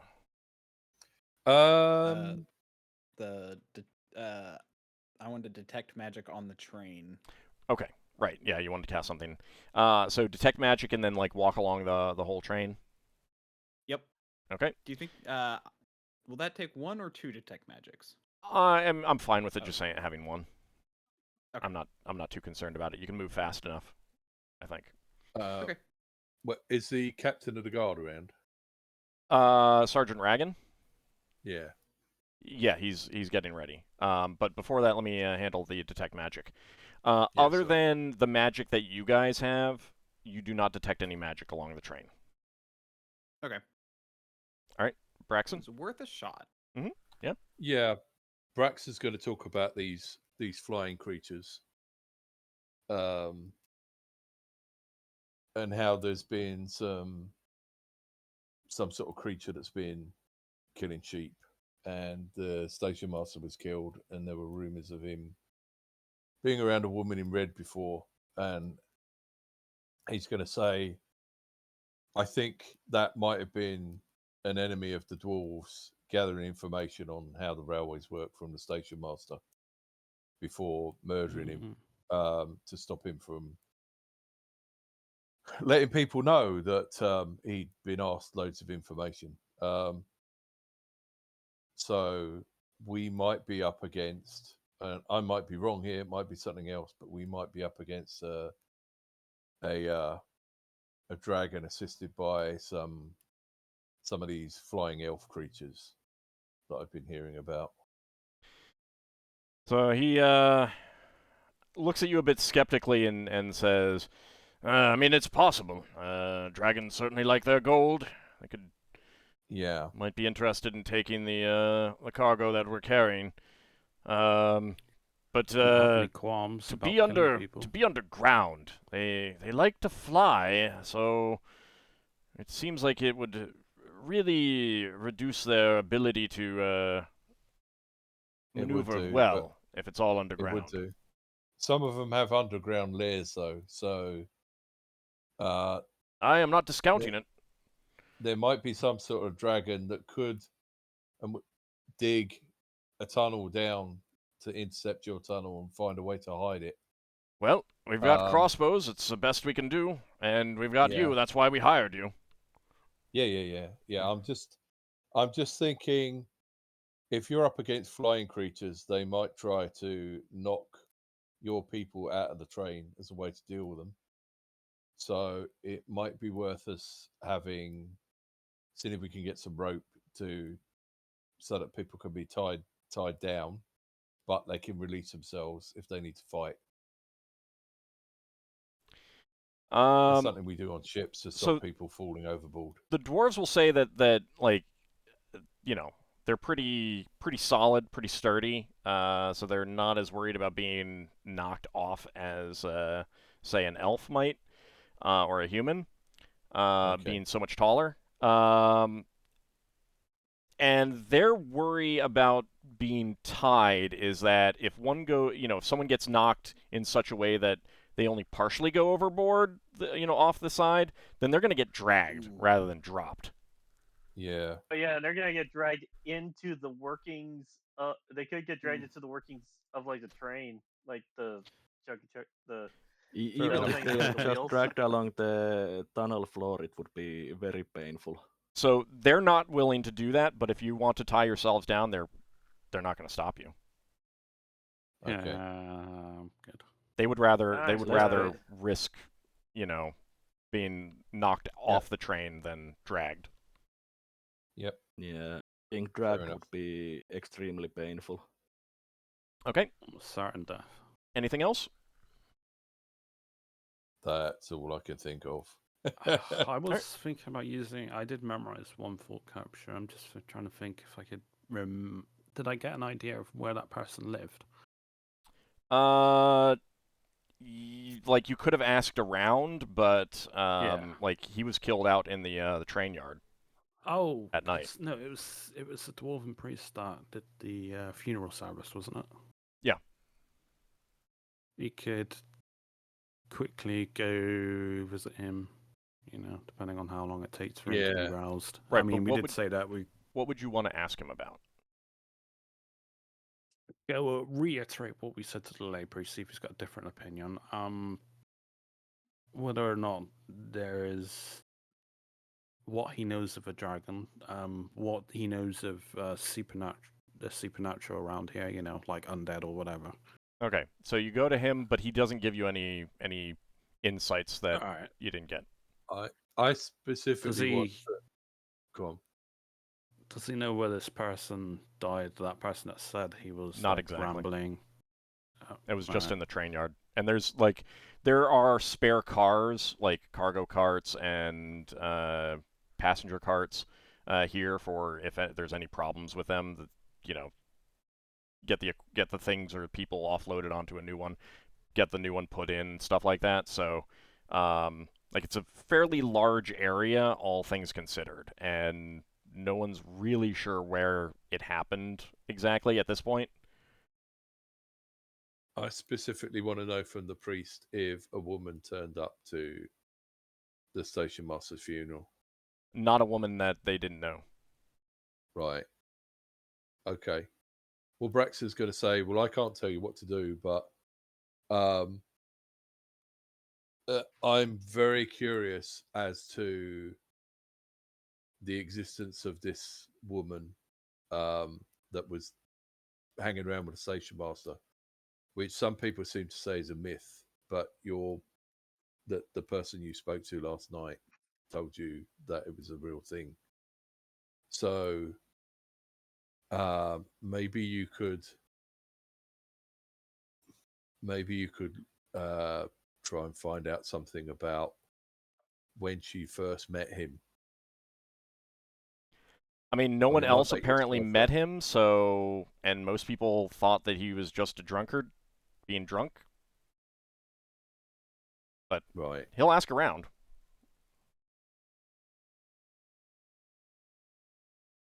We're not going to be around for that anyway, so... Yeah. But he'll ask around. No, oh, no, sorry, I I'll was tell to them Lafdul. about... Sort of Lafdul. Oh. You do that thing where you try and look into the past, don't you? I get stray thoughts if I could figure out where they died. Yeah, and there's a chance I thought- might get something. I thought it was Finn that looks into the past. It's Oh, the yeah, way he's got Braxon's time pool. describing it. Yeah, Finn has the time pool. Yeah, I and we thought can't get the body for you to thought capture. Yeah, so we No, don't let's speak with Dad. we don't know where he might have gone with the woman. No, people just know that he got murdered in the train yard. Do we know where he lived? Yeah, but, I mean, he just had a small house. Would And they're it be not, like, you'd have to possible break in. Someone has a Would it key, be but... possible to? Would it be possible to time pool the time when the station master Yeah, got it's an murdered? event that did happen. You could try it, but does Finn have that spell memorized? I was just about to say it's not possible if I don't have it memorized. Yeah. And I didn't No. memorize that spell because I wasn't planning to use it. Okay. Yeah, I know. Lafdul, if you've got Yeah. the spell, if this guy was romancing a woman, he'd have taken her back to his place. And I'm wondering if she was playing with his mind, whether you could see like the first time they met and whether she was casting spells on him or something. No, that's something Finn would have to do. But Right, fair enough. And you'd have to break into Alright. his house if you wanted to do anything inside of his house. Well, you wouldn't have to break in because Lafdul would. Oh, That's still well, breaking in. Picking the lock would still be breaking in. And entering the house. why did I Do disconnect you want to do it or not? Give me a yes or no, please. It's up to Lafdul. Because I want to move things along. I actually want to end the stream, but I need to get to a certain point. It's up to Lafdul. Depending on how difficult it is to sneak in a manner of speaking. Fairly difficult. It's not like it's not in the middle of town, but it's not like a tiny shack off in the nowhere land. And this is now morning. All right, how many hours once we leave will it take to get to that point where we're attacked or suspecting to be attacked? Couple hours.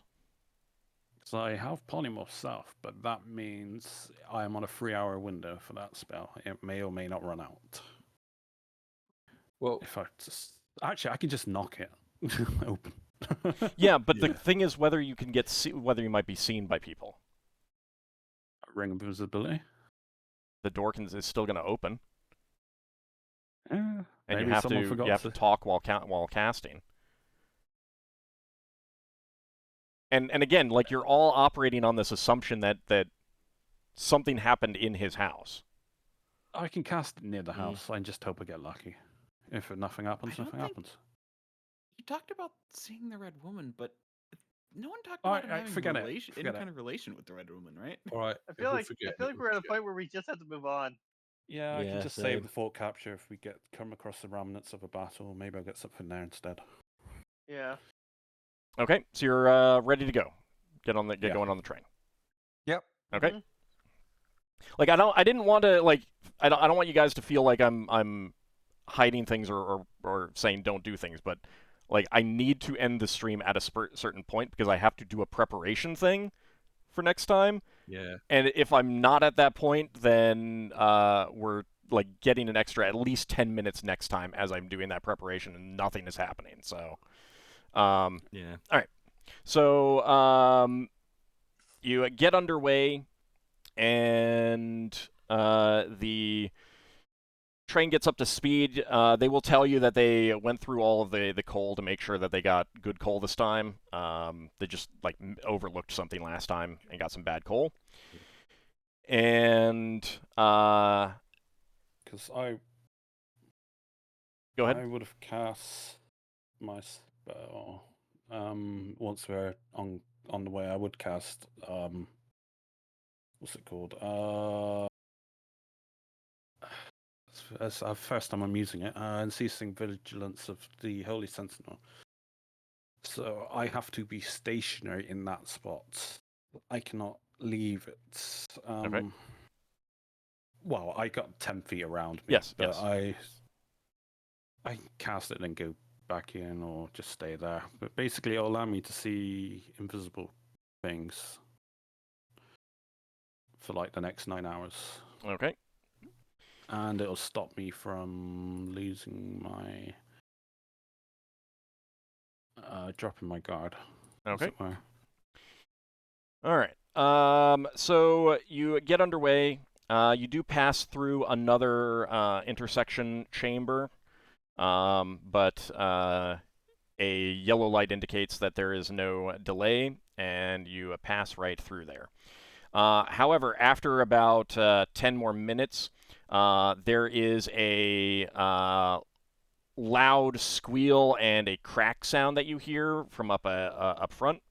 And the train is brought to a halt. The dwarves tell you that something called a sight glass, which goes right over most of your heads, is cracked, and they need to replace it because you can see a jet of hot steam, spraying out of a portion on the engine, and that takes a full hour because they have to cool down the engine, replace it, warm it back up again, and then get going. So that's a good hour of delay. Question. Yeah? Can I, because I got like 60 feet, I can at least see like halfway down the train to see if there's like any invisible, people, as long as I stay within 10 feet. Yep.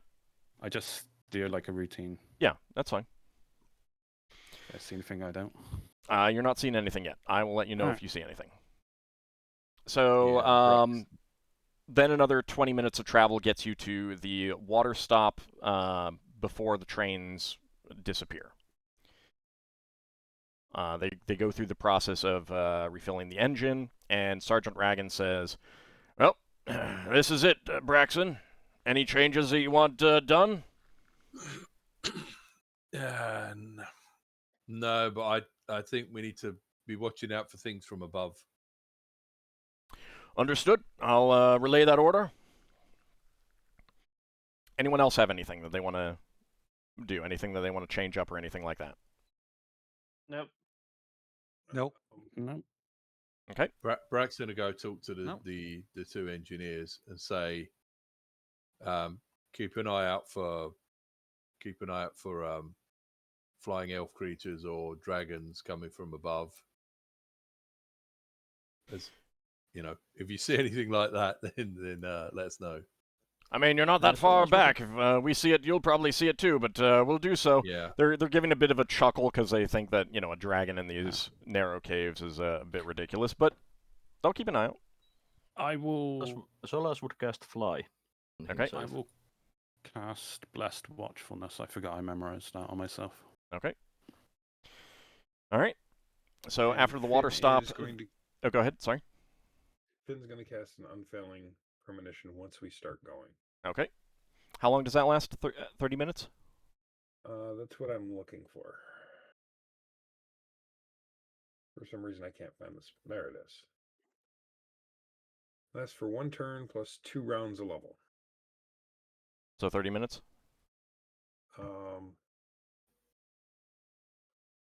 30. Let's see. 30 minutes and 2 more rounds after that. Oh, you're 11th level now? Yeah. Oh, okay. All I've right. been. So yeah. All right. I must be misremembering from when you were cast in and when you were 30. Okay. Yeah. Oh, that's a thought. The rail inspectors have got hacked to pieces. Mhm. Was that between here and the next water stop? No one quite Yes. remembered exactly where it happened. They said it happened in, at least not between that exactly, but they said it happened in these tunnels. Yeah, so it's between the intersection that you just passed and the destination town, Right. of which the section of missing, where the trains have gone missing is half of, basically. Yeah. Okay. I think the place they got hacked to pieces is the entry point. Okay. So no one's really sure exactly where that was. They don't have mile markers or anything in here. All right. So the train gets underway. Everyone is all prepared, and time is passing.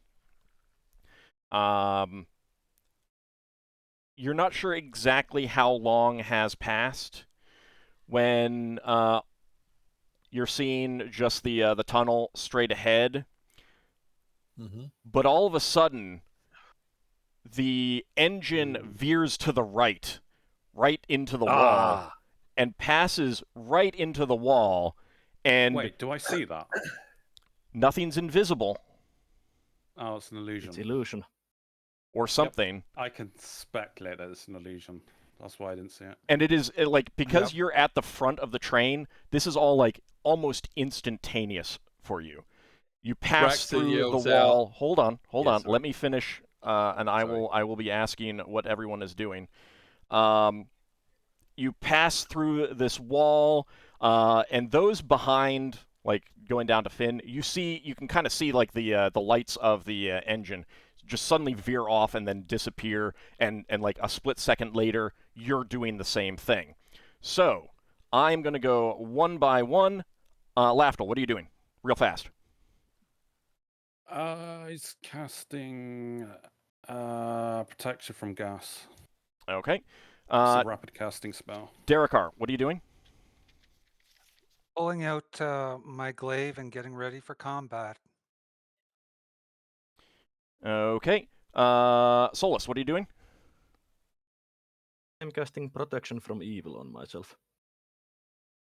Braxon. Braxon's gonna yell out, "Prepare for the attack!" Okay. Finn. Changing form to a gorilla. Gorilla. Yep. I'll make short work of those. Okay. Bananas. Lankas. I'm gonna cast Improve Phantasmal Force to make it and double up as many of the dwarves as I can to just kind of confuse potentially any attack that might happen. Okay. What are you going to have Bjornwolf do? Or how is Bjornwolf reacting to the train suddenly jerking to the side, Ockar? Beemold's gonna get ready, Starleg ready to lunge out to fight. Okay, and what are you doing at the end? I'm drawing my sword, getting ready to if we stop to jump down, so I can cast Strength of Stone. So you're gonna your plan is to jump off the train? Well, no. My plan is after we pass through there and the train stops eventually, or however this combat happens, I'm thinking about casting Strength of Stone once we jump off the train to fight. But not right now because it requires me to be touching the actual earth. Okay, so you're gonna kind of wait to see what happens. You're grabbing the rail and okay. Okay. Keeping a hand on my sword, waiting to see what happens. I got a plan in mind, but it may not work out that way.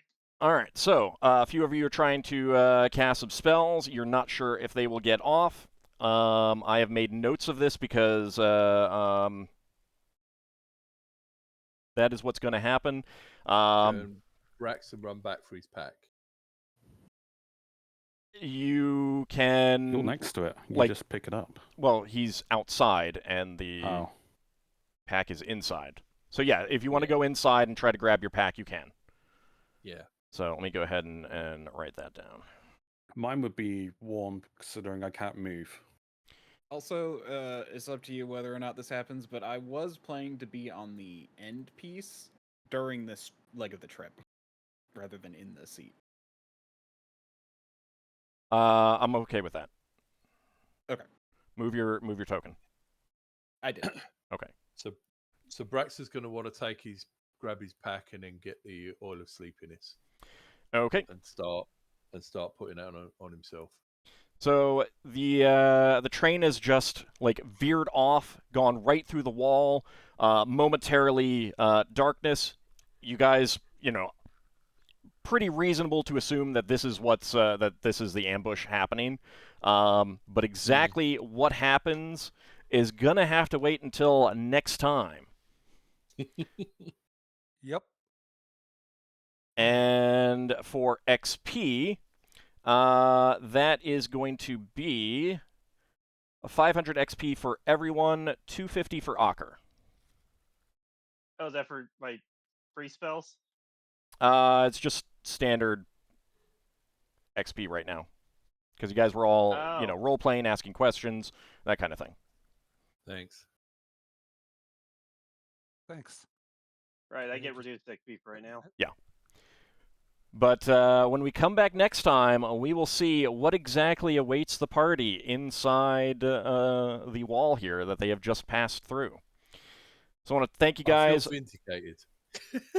I want to thank you guys for playing. I want to thank everyone out there for watching. We will be back next week as we see what actually awaits them and what has ambushed them. Thanks for watching, everyone. See you next time.